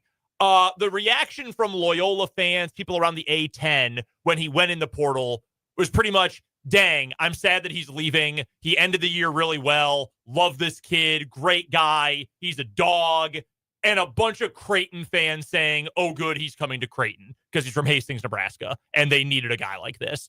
Creighton's gotten like every player out of the portal. I think every player so far who is committed out of the portal is going to Creighton. Including, rumor has it, 2 former teammates at Iowa who don't even like each other, both committed to Creighton, which is very funny. Freeman and Dix. All that tells me, though, this is a good fit. Like, okay, program that runs a system that is very enjoyable and successful in Creighton. They really wanted him. Okay, that's a win. Tough. Yes. Good. He is what I would like to call, to borrow some of your parlance, Dan, I'd call him an ethical transfer. 3 years at a small school, got 1 chance to level up, and he's going to go do it at a high major. All the Loyola folks seem to be very happy for him. I like it. As your 7th guy, 6th guy, I'm happy with this. So that's the start of KU's transfer portal class. We have sort of talked about the Jayhawks roster building strategy for 2025-26, and it's pretty simple. Build around Bucket Jones. Yep. Yeah. Get guys who fit around Darren Peterson. But what does that actually look like? So there's a couple of different skill things that I think KU needs. You got to get 3-point shooting. And again, here, career 36%. He's a true guard. Okay, that's a little bit right there. We had a texter yesterday who said, DP looks like he's a great, drive and dish guy. Yeah, there's going to be open looks. You still need to add some more of that because if you're not going to take many, you better go make the ones you do take. Another guy who I know KU is targeting, Swain has reported this, Lamar Wilkerson, who is a veteran from Sam Houston State. Mm-hmm. He can create a little bit himself. I think would be a really nice second guard. We know KU loves to have the primary guy, but also someone else who can handle the ball. I think Wilkerson makes a lot of sense. He's a pretty good 3-point shooter as well. The thing KU needs more than anything, they've got to get fits, and they've got to get dudes who are going to bring a little toughness back to this team. I liked the idea of Rylan Griffin, but I never thought he was going to be, a dog. AJ Storr, clearly not that kind of guy. David Coit, like a Chihuahua kind of dog, but you need a little bit more than what Coit was able to offer you. KU needs guys who are going to be better culture fits for this team so they're not fighting teammates and fighting coaches over the course of the year and nonsense like that. Trey White is a player that I'm really interested in. I know Swain talked about him yesterday, transfer from Illinois. Think that makes a lot of sense. Kind of a Kevin McCullough-like skill set. That's the kind of piece that I would say, yes, bring that guy in, your 4th or 5th option offensively, tough dude. That's the kind of fit I'd like to see for KU. Like 1 or 2 other bucket getters, I think is really what would complete a solid starting 5. As for K-State, we talked about this with Tim Fitzgerald on Wednesday. He mentioned that K-State needs more shooting.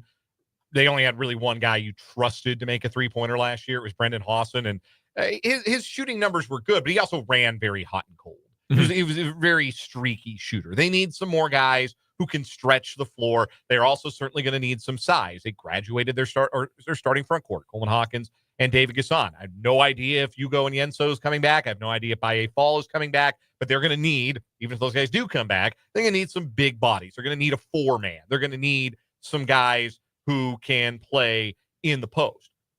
The fascinating question for K-State, and I think it's going to be really telling how K-State plays the portal. I think it's going to reveal a lot about how safe Jerome Tang thinks he is.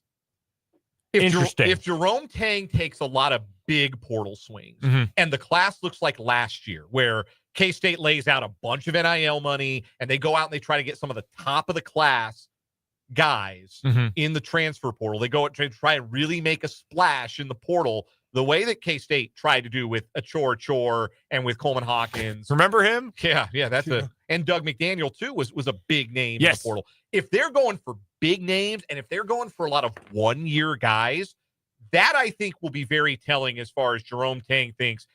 If it doesn't happen for me this year, I don't get a year 5. But if Jerome Tang's got a vote of confidence from Gene Taylor, if Jerome Tang's got enough confidence to think, hey, if we show progress this next year, we don't make the tournament, we make the NIT. We win 20 games, and it's only good enough for the NIT. If we're more competitive, and honest to goodness, like if you're an okay Big 12 team, you make the tournament. That's all K-State's got to do to get to the tourney is get to okay. Yep. That's not that high a bar to clear. K-State's not, even in this past season, they weren't far off in terms of how they competed against Big 12 teams from being a tournament team.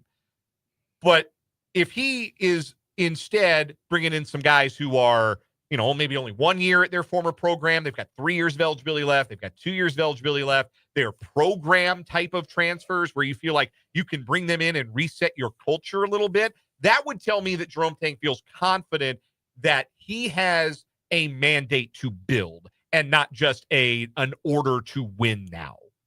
No, I that's a very interesting way to view it, but I think that's a really good idea. I think it's a really smart thought about what they are trying to do. I hope it's the latter. And I think, to me, when I was thinking of the biggest needs, yes, they need size, duh. They need shooting, duh. You can't just have Hausen be your only 3-point shooter. But I think this is a team that needs guys who are going to be a part of a bigger culture, even if they're guys that only have 1 year. I think this needs to be a team that develops more of an identity. We talked about that throughout the season. What does Jerome Tang want this team to look like?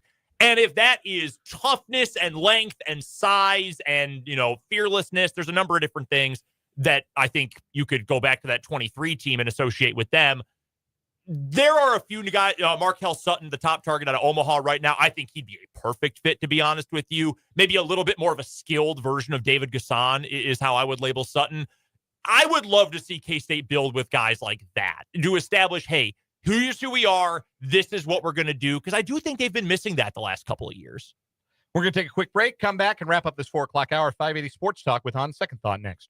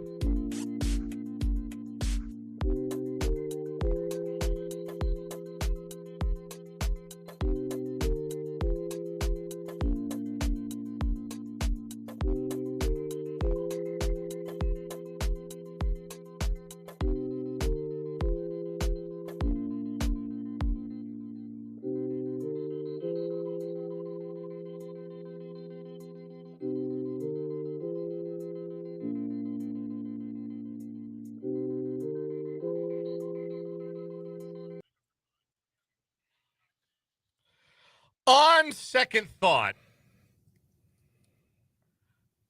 I am understanding of why everybody picked Duke to win the national championship. And I am reevaluating my opinion of John Shire as a head coach. I actually think he's gotten a lot better this year. I agree.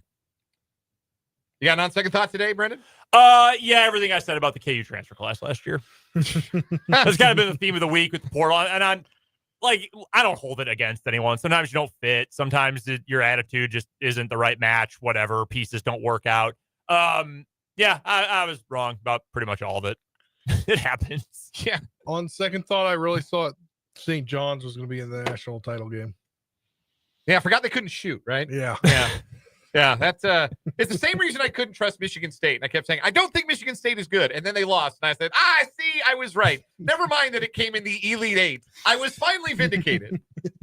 It's all a matter of perspective. Yeah. Right. So I was thinking that I told you all about Michigan State. I knew they were a bunch of bums, couldn't shoot. Never wrong, just early. Yeah. Slightly wrong. That was 2 rounds too early. That's fine. Dismissing Michigan State.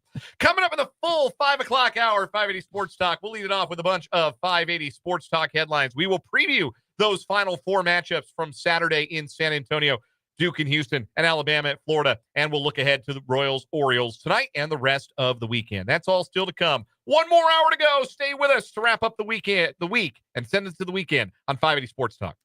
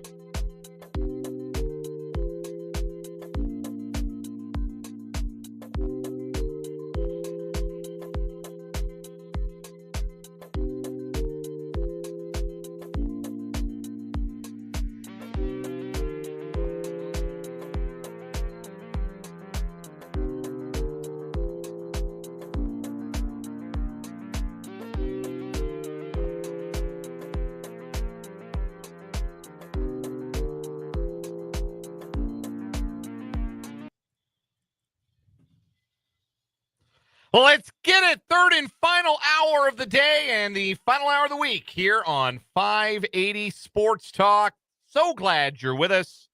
If you've been hanging out throughout, we appreciate you. If you're just tuning in, maybe on the drive home, thanks for being a part of 580 Sports Talk on the sports voice of Kansas, 580 WIBW, FM 104.9. We're online at 580WIBW.com. We are in living color on our YouTube channel, 580 Sports Talk, and on Facebook at WIBW News. Dan Lucero, Bernard Warzinski, Spencer Dupuis, running the three-man weave with you for one more hour today and one more hour this week. We will break away. We'll be done at 6, and we'll hand it right off to the Royals Baseball Network. Royals and Orioles tonight. The O's coming to town. Astros, Natty Bows. Who is the funniest current Oriole to do with the Baltimore accent? I don't know. Tomoyuki Sugano. That's good. Ramon Laureano. I have enjoyed some natty bows in my time. Kate Povich. Kate Povich is strong. There's some good ones on here, man. Gregory Soto. Every time I can just hear Tim Kirkton's voice. Ah! Squawking. Cionel Perez. Colton Cowser. I think he's hurt, unfortunately. Ryan O'Hearn. They got O'Hearn and O'Neill. Are they the most Irish Major League Baseball? Oh, they team? might be. 2025. It's after opening day, so I'm not too worried about Tyler O'Neill. This is true. Tyler O'Neill, opening day legend, has not homered since opening day, but he's hit 364. Yenier Cano. Yenier Cano. Matt Bowman. There's some good ones. Good job, O's. So it's one of the funniest bits on TV. Yeah, so O's, Orioles, Natty Bows, Natty Bohemian. That's a lager. It's a light. A light. Natty Bow light. Natty Yeah. Bow light. They make their own Oriole cans. Is Stroh's also a reference to the beer? I believe so. I've only been to an O's game like a handful of times in my life. But one of my buddies is a big like beer aficionado and a baseball guy. So he always brings Natty Bows places. It looks like Stroh's was a brewery. Yes. Actually, that makes sense. Okay. So yeah, Stroh's was a brewery. Natty Bows, that's the beer itself. Sure. And then the Orioles. There you have it. Yeah. There. I've never been to Maryland. Neither have I. I have not been. I'd love to make it out to Camden Yards. Looks like a great ball. Well, have you ever been to DC? I have. I've been twice. I love Washington, I've D.C. never been. Big I history need to buff. make it out. Technically, you've been to Maryland then. Well, like the same land mass, yeah. No, because the Potomac River is owned by Oh, Maryland. So like if I've been over the river, that yes, means you've been in Maryland. Because Okay. you have to, in order to get to DC from Virginia, you have to go to Maryland.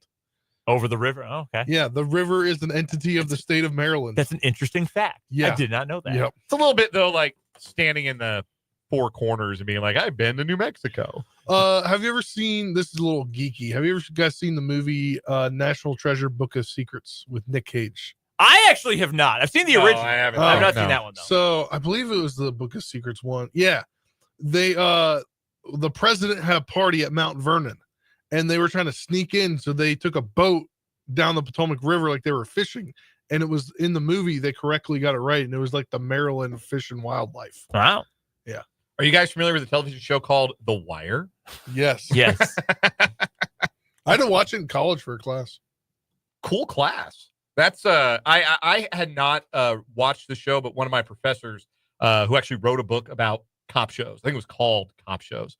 He was my favorite professor at DePaul, and he talked about that show a lot. So I eventually did. I didn't, not until I graduated college, but I back when you could buy DVDs and not everything was streaming, Yeah. I bought season 1 and I ripped through it. I bought season 2, so I own all the seasons of The Wire on DVD. I was mad because it was on HBO Go or whatever at the time. HBO. And in order to take the class, you had to buy HBO, and it wasn't free. And I was very mad about it, and I almost dropped the course. We got free HBO in the dorms at DePaul. There wasn't anything else Wow. to do in Greencastle, Indiana. We got HBO. We got HBO 2. We got another HBO. They gave us The adult HBO? Not the adult HBO, though. They did show, darn. like, look. We had HBO at home for a while. I know occasionally HBO too. Episodes of Real Sex would pop up now and then. After Dark. Real Sex, Cat House. Remember that show? After No, Dark. actually, I don't. Cat House. It was about a brothel in Vegas. I think the guy who ran it tried to run for like governor or state office or something in Nevada, and they died. Oh, not a great guy. The ultimate timeline for all of us. Yes. Yeah. Roger Sabin, was that your professor? No. Ronald Wilson? No. Okay, well, Are you looking up? I looked up a media book. Professor. No, I looked up a book called Cop Shows: Oh. A Critical History of Police Dramas on Television. No, that but it apparently was not the same guy. I guess not. I guess Ian's not TV remembering the guy Cops is the name of the book. TV Cops. TV Cops by Jonathan Nichols Pethick. Shout out to JMP, one of my favorite professors. Oh, hell yeah. NYPD Blue on the cover. Nice. Let me skip class when the Rockies made the playoffs in 2007. Have you guys ever heard of the streaming service Philo? Philo, yeah. Yeah, that's what we had free at Marshall University. Yeah, it's an over-the-top streamer, and it's really inexpensive because they don't carry sports channels. They had sports channels. Did they? Yeah. Or am I thinking of a different service? I thought Philo was the one without sports. Maybe it is now, but back in 2016, 17, and 18, it definitely did have sports channels. Interesting. That was my lifeline. There you go. Good times. Let's set the table here for this final hour of 5A Sports Talk. We're getting to the final four matchups. Duke, Houston, Alabama, Florida. Who y'all think is going to win? Text us, 785-272-9429. Also, drop your predictions in the YouTube comments. If you are watching on YouTube, 580 Sports Talk, the name of the channel. Drop those predictions into the chat. We'll also preview tonight's Royals-Orioles Game 1. Look ahead to the pitching matchups for the rest of the weekend. We've got a lot of headlines to get to today, and let's go ahead and jump right in. Some of these we have already addressed previously on the show today. I'm going to do the Chiefs one real fast because there's not a whole lot to this, but from Pro Football Talk earlier today, Chiefs agree to deal with defensive end Janarius Robinson, 25-year-old former Raider and Eagle and Viking. He played 10 games, started one last year for the Raiders, recorded 5 tackles, a half a sack, 2 quarterback hits. Also recorded a sack for the Raiders in 6 games back in 2023. Again, a former first round or 4th round draft pick out of Florida State. So, I remember when he was drafted.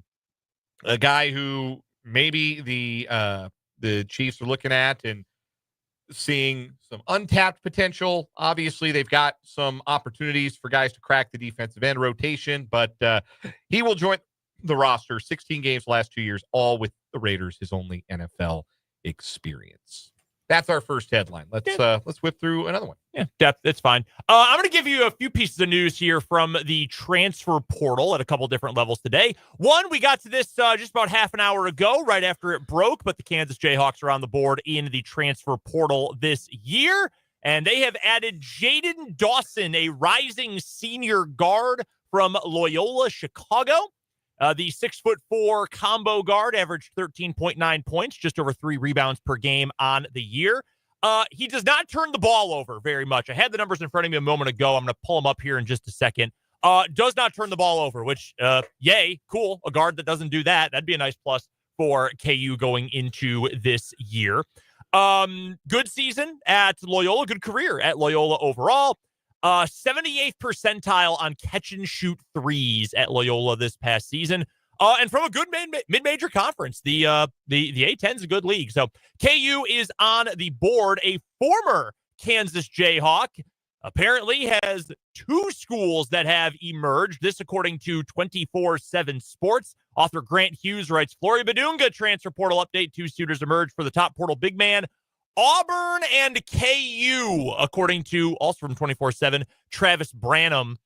All I know is just whispers I've heard from folks I know in Lawrence and, the message board chatter. I think there's one suitor for Flory Badunga. I believe they wear blue. I do not believe they wear crimson. I think they wear orange. I would be shocked if this was going to continue at KU. My guess is that the bridge has been burned. I would be very surprised if he came back, but my question: who burned the bridge? Did Bedunga burn the bridge, or did KU burn the bridge? If I had to guess, this is a guess. I would like to make that very, very clear. This is a guess. I think the Bedunga camp lit the bridge on fire. I think KU stomped on the flames so that they, fell apart and trickled into the river. I think the problem started with the players' camp.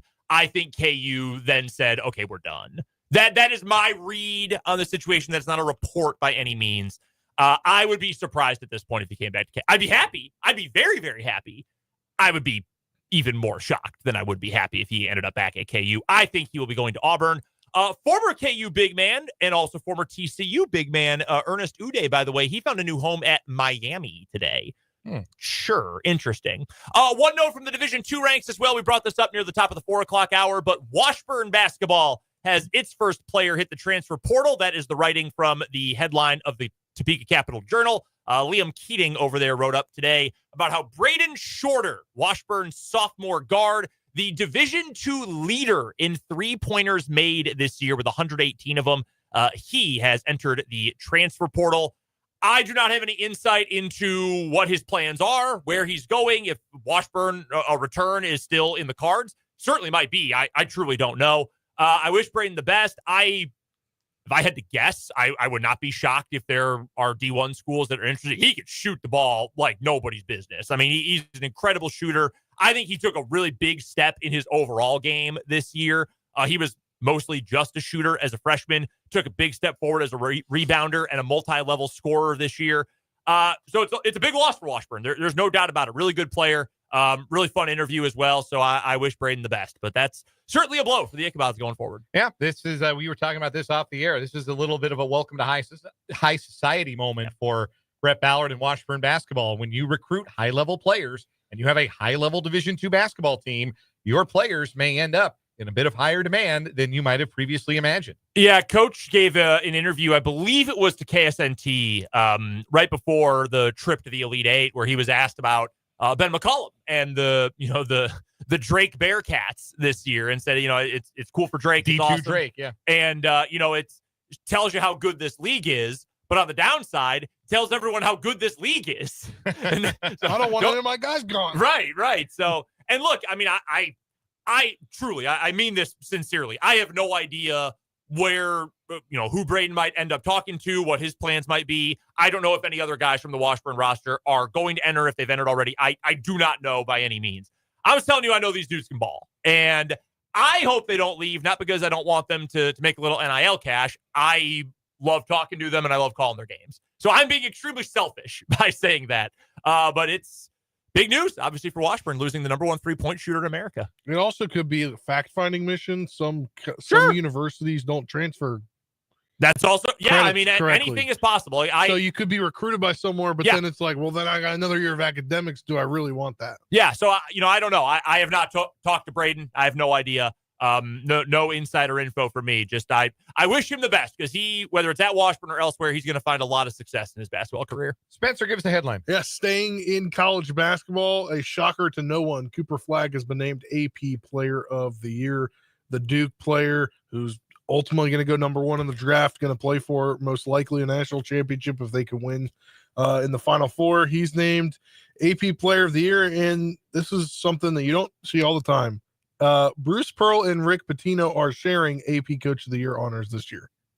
That is duo Coach of the Year. I don't like that. There should be somebody who the AP keeps on hand as the tiebreaker. Break the tie. Yeah, like who is the Associated Press's Chief Justice who's going to break a tie?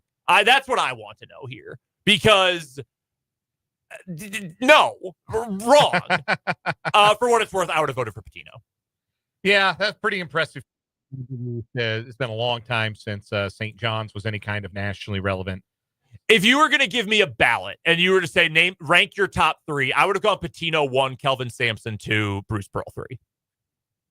That's how I would have ordered it. I think Bruce Pearl did a great job. I'm not trying to say he didn't, but that's where I would have ranked him. Cooper Flagg is the fourth freshman to win AP Player of the Year. Anthony Davis. Yep, 2012. Zion Williamson. 2019. Give you a hint. the baddest man to ever walk into Allen Fieldhouse. Yes, Kevin Durant. Kevin Durant. Wow, none 2007. before KD. Yeah, none before KD. I guess for a long time, freshman. Are there any rules in sports history dumber than that? No. It's so stupid. That's dumber than not being allowed to dunk for 9 years, which is also very dumb. Yes. Thank you, Lou. Hey, Adolph Rupp throwing a fit because his 6'5" white dudes couldn't jump and dunk the ball, but all the other players who looked differently than the players he was recruiting for reasons could get up and slam it. And Adolph Rupp threw a fit and got the dunk ban. So stupid. Really, really stupid. Thanks, Adolph. Yeah. Wow. Who knew the guy named Adolph would turn out to be have some problematic racial views? Hey, we are talking about a Kansas legend, though. we are. Where's he from originally? Is it not Chanute? Nickerson? Nickerson, that might be it. Is that where it is? I think it's out west where he Halstead. Yeah, because they still have the Adolph Rupp tournament every year. They do.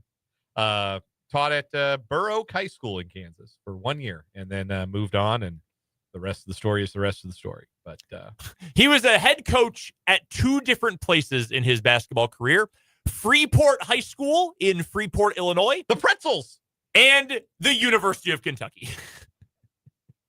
KU grad, played back in 1920s. Played with Charlie B. Black. Freeport High School mascot is the Pretzels. Yeah. Their X account is Pretz BB. Not Pooh basketball. No, and their icon, their avatar, just the cartoon pretzel. Love that. And really, really love that. Go Pretzels. Rupp was a 2-time national champion, by the way, at KU. 22 and 23, the Helms titles. How about that? They are real. Text was 785. Cooper Flag, the least clutch player. He slipped and fell every time he had a chance to make a game-winning shot. He did slip and fall against KU.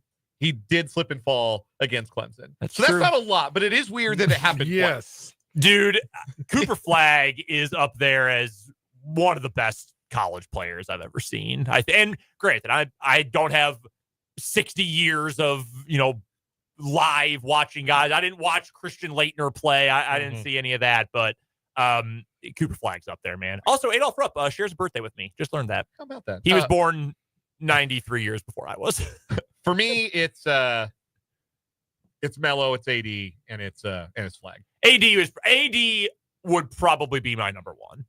What, at least in terms of one and done guys. What a freak! Yeah, such a game-changing player. Yeah. I'd still put him above Flag. I would too. I agree. Yeah, I agree. I think there's a lot of stuff that Flag can do and do really, really well, but Anthony Davis did everything. Yeah. No, I agree with that. Where would you put Zion? I'd probably put him out. I'd probably put him 5th. I put those 3, Durant and then Zion. Okay. I think that's fair. As far as one and done guys. Maybe that's not fair because you think of Zion, you think about the highlights, right? Right. You think about the dunks. You think about the air time. I think about his shoe exploding. Think about his shoe exploding. What was it, like 40 seconds into Duke, Carolina on national TV? The president was there and his shoe just went kablooey. I'd forgotten that the president was there. No, yeah. the former president at that time. Yeah. But his shoe just exploded. I think I turned the game off. I don't think I came back to the game that night. That was what we were there for. We were there for Zion. Yeah, no, that's true. I remember their round of 32 game very well when they played UCF in Taco Fall. Yes, Taco Fall was beat them. Yeah, Taco they Fall. should. You want to talk about a Duke whistle? That was an all-timer in that game. Who got them that year? They got in the Elite Eight, right? Was it Michigan State? I think. I think it was Michigan State in the Elite Eight. I'm gonna double check. State. Because that was like peak slobbering on Tom Izzo. I will say this, as far as like drawing cards, as far as I'm turning on the TV to watch this college basketball player, in my lifetime, Zion is number 1.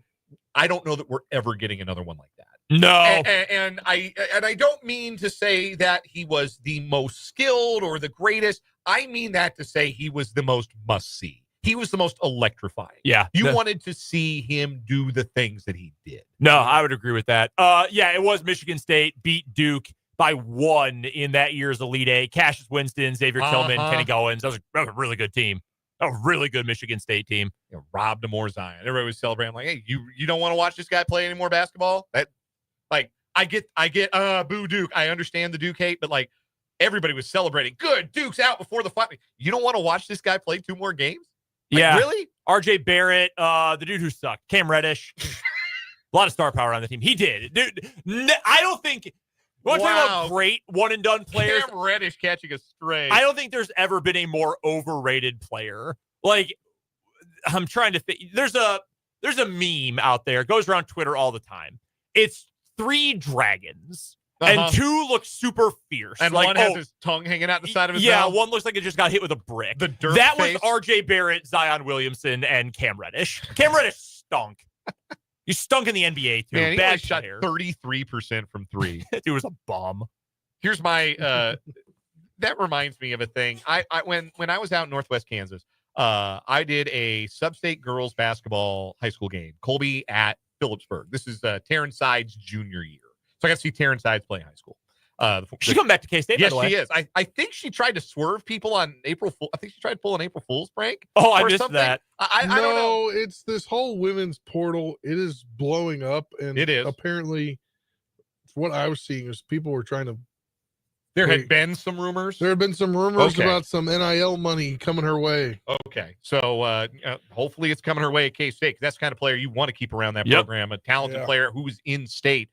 Anyway, so I'm in Phillipsburg, Kansas for this high school basketball game, and apparently the student section theme that day was jerseys. I love jersey night. in the it's student fun. section. It's really fun to see. Like, you get a kind of a pulse for the young people. Who do they think is cool? Whose jerseys are they buying? There were, and I am not making this up, 3 young men wearing different Cam Reddish jerseys. And I thought to myself, it has to be their last name. They have to be related, and they have to be named Reddish. Otherwise, there's no way that the world's only Cam Reddish fan club exists in Phillipsburg, Kansas. There's no way. I'm telling you, man, that dude sucked. I thought I was being punked. Like, That's really funny. It stuck with me all these years later that the gaggle of children with the largest collection of Cam Reddish jerseys in a single space at a single time. That's going to do it for our 580 Sports Talk headlines. When we come back, Final Four is Saturday. Duke and Houston, Alabama and Florida. We'll break them down. But first, a word from my friends at Great Life here in Topeka. 5 great golf courses in the greater Topeka area. 7 outstanding workout facilities with something for everyone. You want to meet your fitness goals? Be a Great Life member. You want to play a bunch of golf? Have great benefits? Be a Great Life member. The benefits of being a member are outstanding. I'm a member myself, an all-inclusive member. Highly recommended. Go to greatlifetopeka.com for more information. We'll take a timeout, come back, and talk some Final Four on 580 Sports Talk.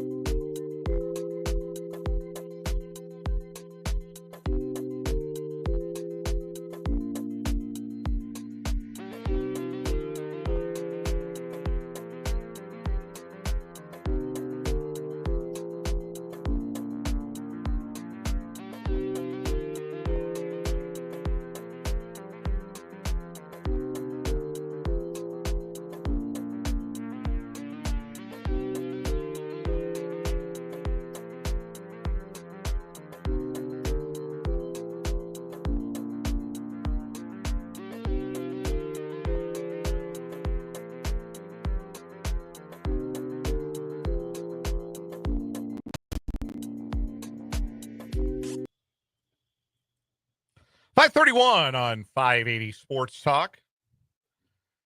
We're down to 4 in college basketball. Would you say they are the final 4? I would say that. I would also maybe say they were the last 4, the ultimate 4. The top 4 seeds in the tournament? The best 4.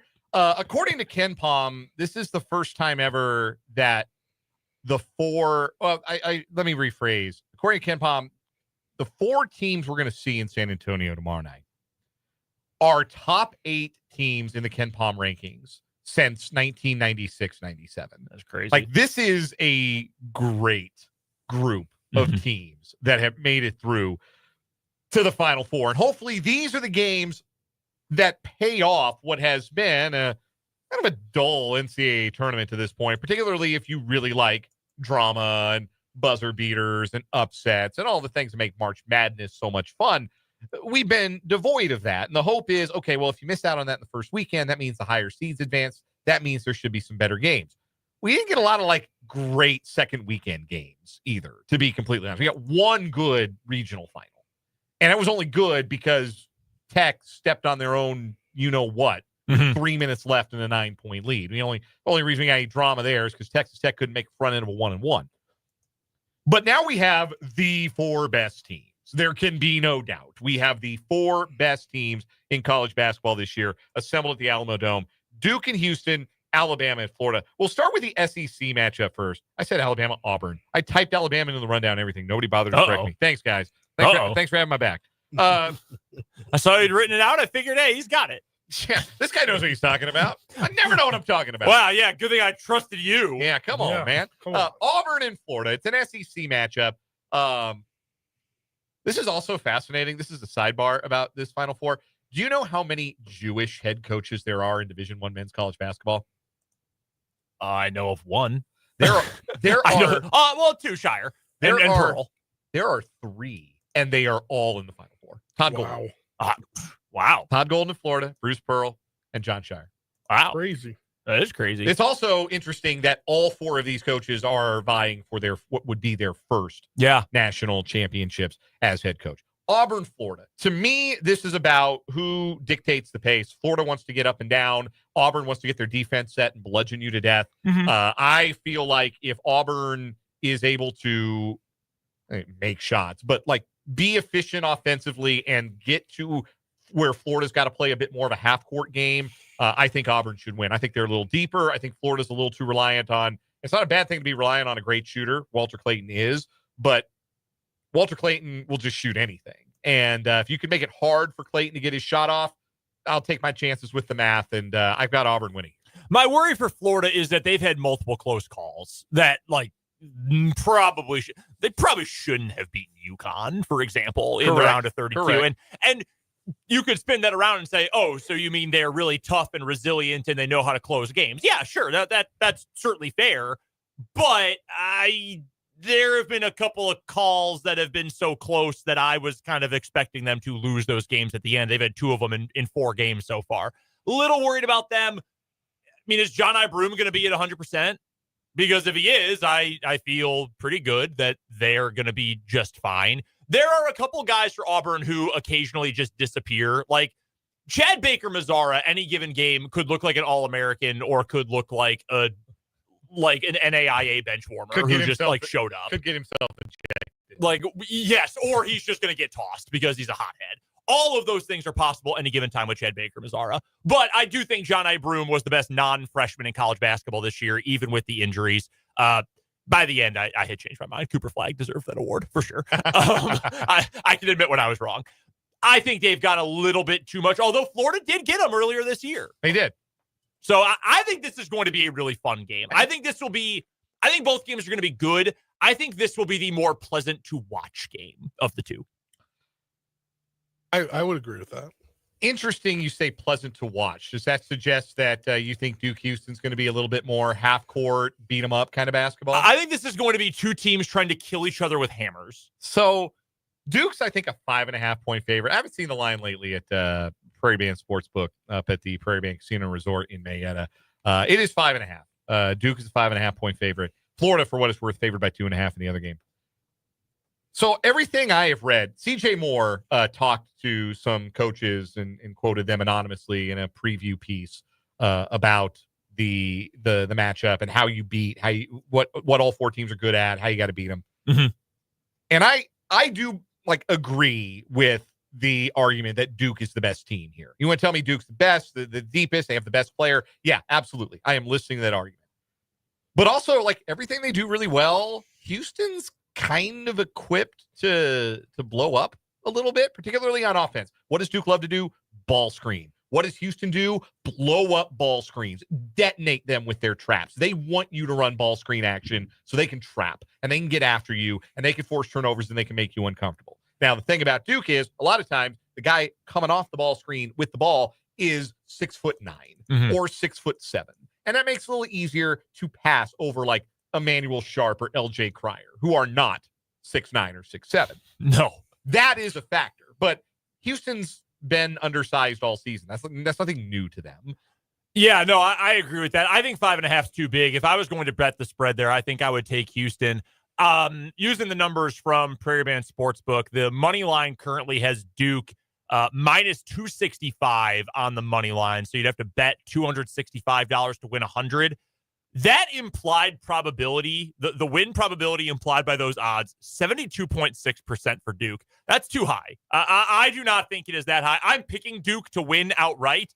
I don't like the value in terms of gambling odds right there. And I don't think this is a game where Duke is 24 percentage points better in terms of implied probability to win than Houston is. I think this is going to be a very close game. I think this is going to be a low scoring game because we talk about Duke and Cooper Flagg and Con Knipple and, they can really score it.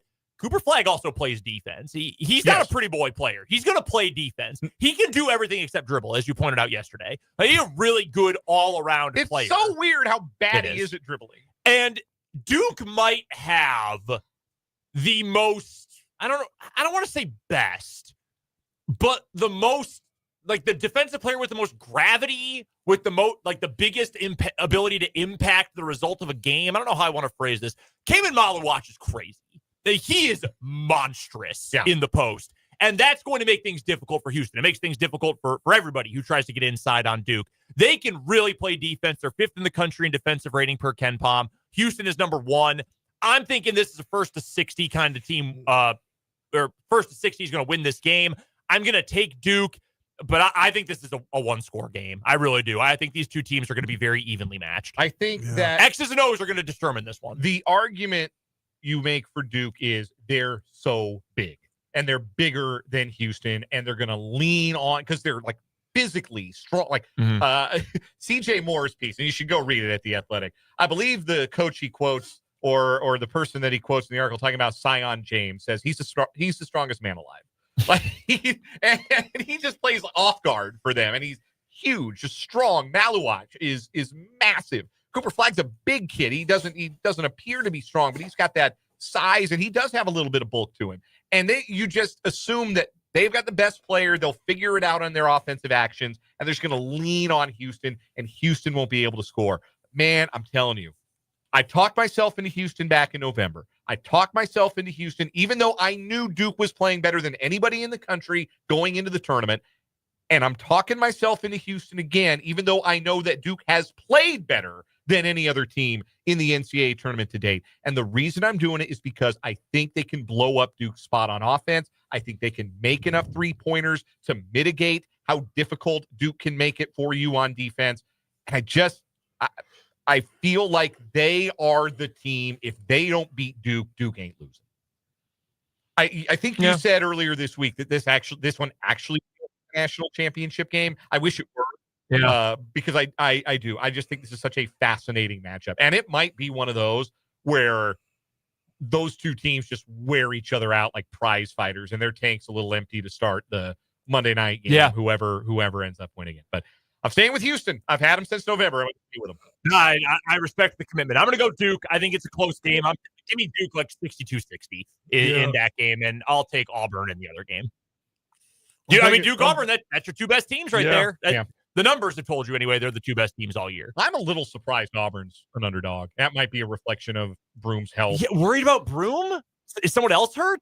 I'm surprised there as well. I know Florida beat them earlier this year, and I think that's relevant to this matchup. But yeah, I don't agree with that. By the way, the totals for these games: Florida versus Auburn, 159.5.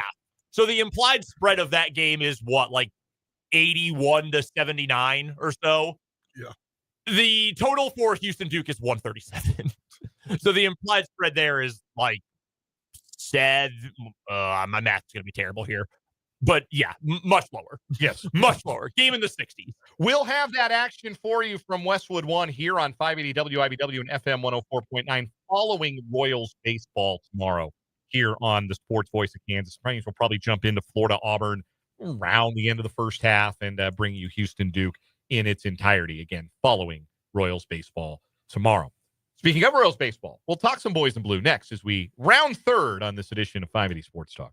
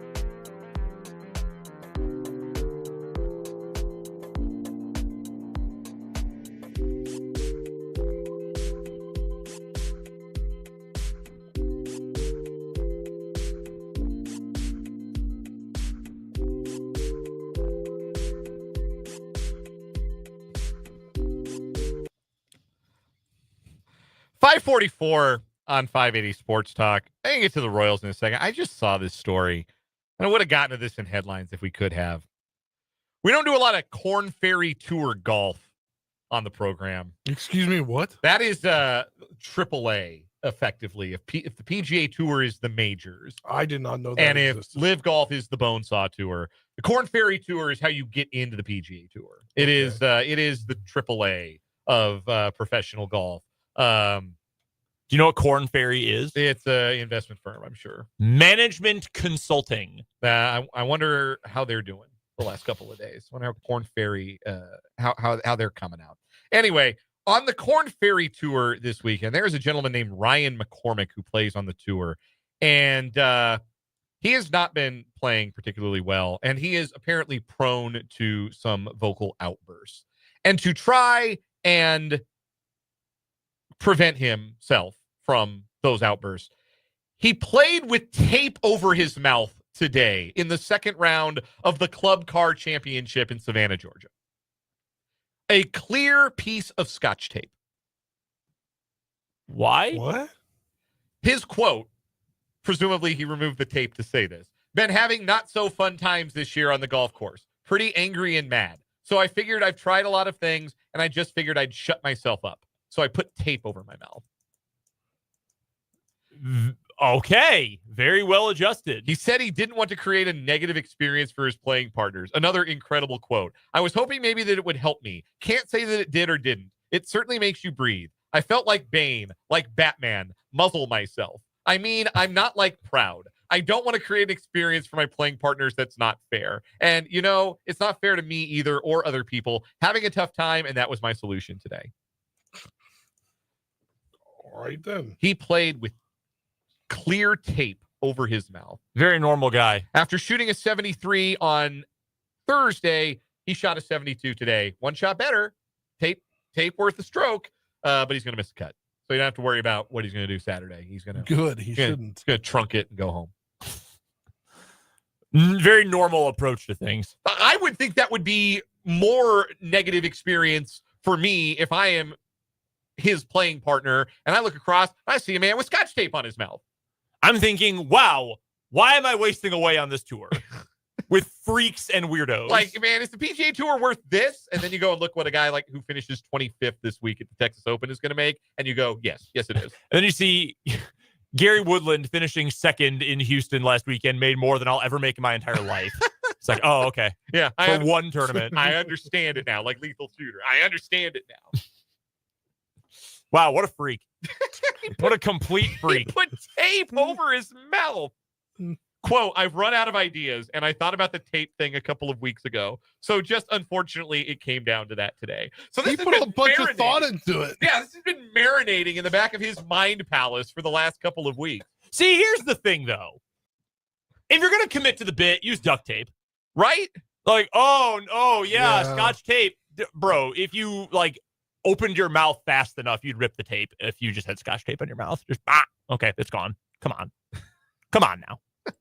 It's it's clear tape. Maybe it's the same kind of tape like the dude with the water and the banana peel on his face. Maybe it's that same kind of tape. Yeah, it might be. We didn't talk about grind set guy and his morning routine that went viral on the internet. The Saratoga bottled water guy. Yeah, we're short on time. We got Royals baseball to get to. I'm just going to tell you this: if you believe that stuff's real, B, if you are thinking, wow, this guy who drinks 8 bottles of crystal bottled water and rubs banana peel on his faces and does fake business meetings all morning, this is the kind of man I want to be.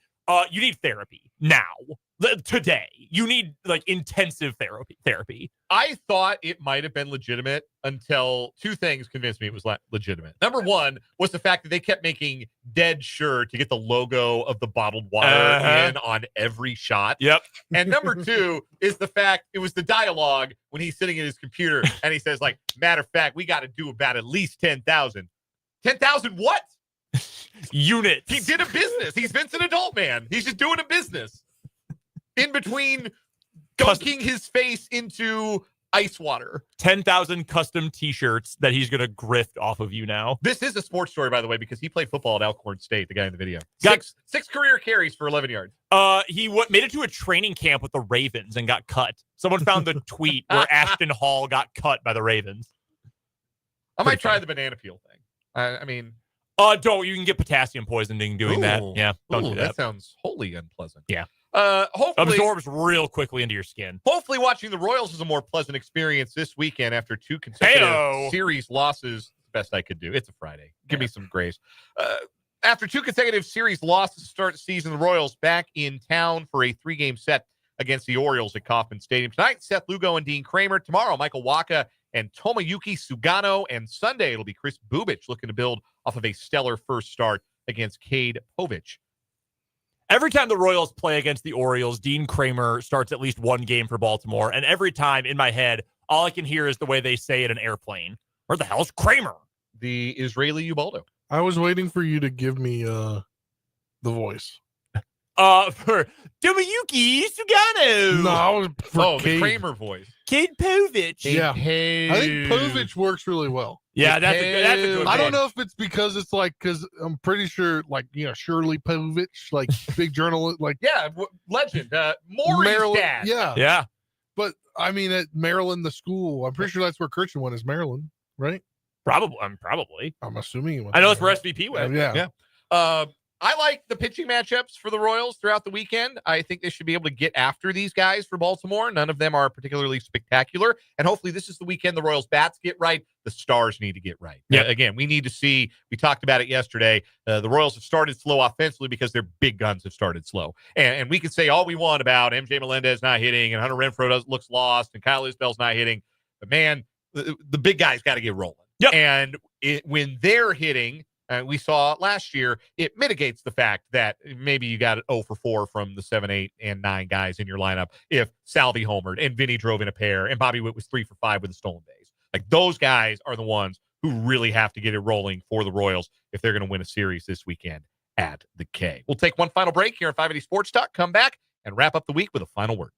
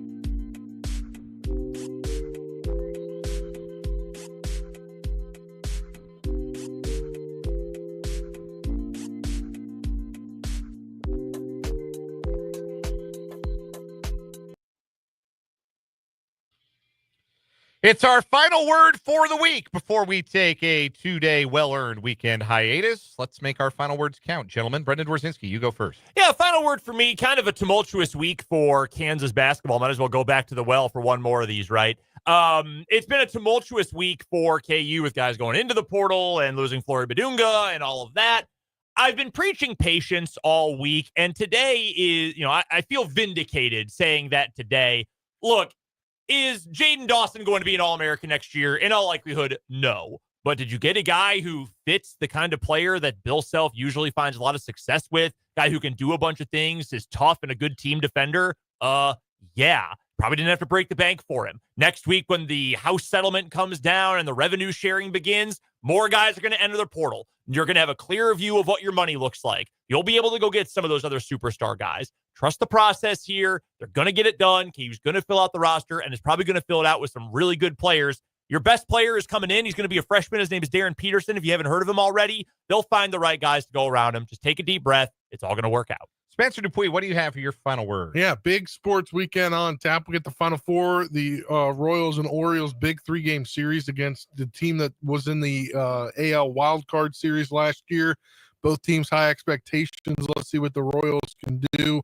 And but I'm most looking forward to getting home and watching Alex Ovechkin score a hat trick tonight and being jealous that my sister and brother-in-law are in attendance and might get to see the record-breaking goal. Hey, just get it all done at once. Yeah, hat trick would be the record, right? Yeah. Yeah, hat trick would be 895. Yep. Yeah. See, I'm puck knower, Dan Lucero. Final word for me today. Go back to the Royals a little bit and kind of the point that I was just making before we went to this final break. But I want to see the Royals' big guns get going this weekend. I think they have an opportunity to do it because this is an underwhelming Baltimore pitching staff. The guys who are throwing for Baltimore this weekend are all gettable starting pitchers. And I'd like to see the Royals set a bit of a tone offensively, kind of like they did in that first game of the Milwaukee series. Get after somebody in the first inning. Have Witt, Pasquantino, Salvi produce some runs and start the series on a high note. It was really an underrated thing about last year's Royals season was that they just didn't have those extended stretches of poor play. They stayed on a pretty even keel throughout the season. Only one time all last season, I shared the stat in the 4 o'clock hour, only once did the Royals lose 3 consecutive series. I guess technically it was twice because they lost 4 consecutive series. That was the only time they lost more than 2 series consecutively. They've lost their first 2 series of 2025. But I think they've got a chance to bounce back this weekend, make a little bit of a statement in front of the home crowd at the K against a very good Baltimore team. That's going to do it for 580 Sports Talk today and for the week. We hope you enjoyed Royals baseball. Pregame coverage coming up, top of the 6 o'clock hour. First pitch at 6:40 tonight from Kansas City. Seth Lugo and Dean Kramer, again, the starting pitching matchup. Tomorrow, 3:10 first pitch. Waka and Sugano, pregame at 2:30. And then immediately following, we'll join in progress the Final Four, the national semifinals, Auburn, Florida, and then Duke and Houston. Then on Sunday, it's an afternoon affair, 12:30 pregame, 1:10 first pitch, Bubic and Povich, the pitching matchup. Enjoy your sports weekend. For Brendan and Spencer, I'm Dan. This was 580 Sports Talk. Good night.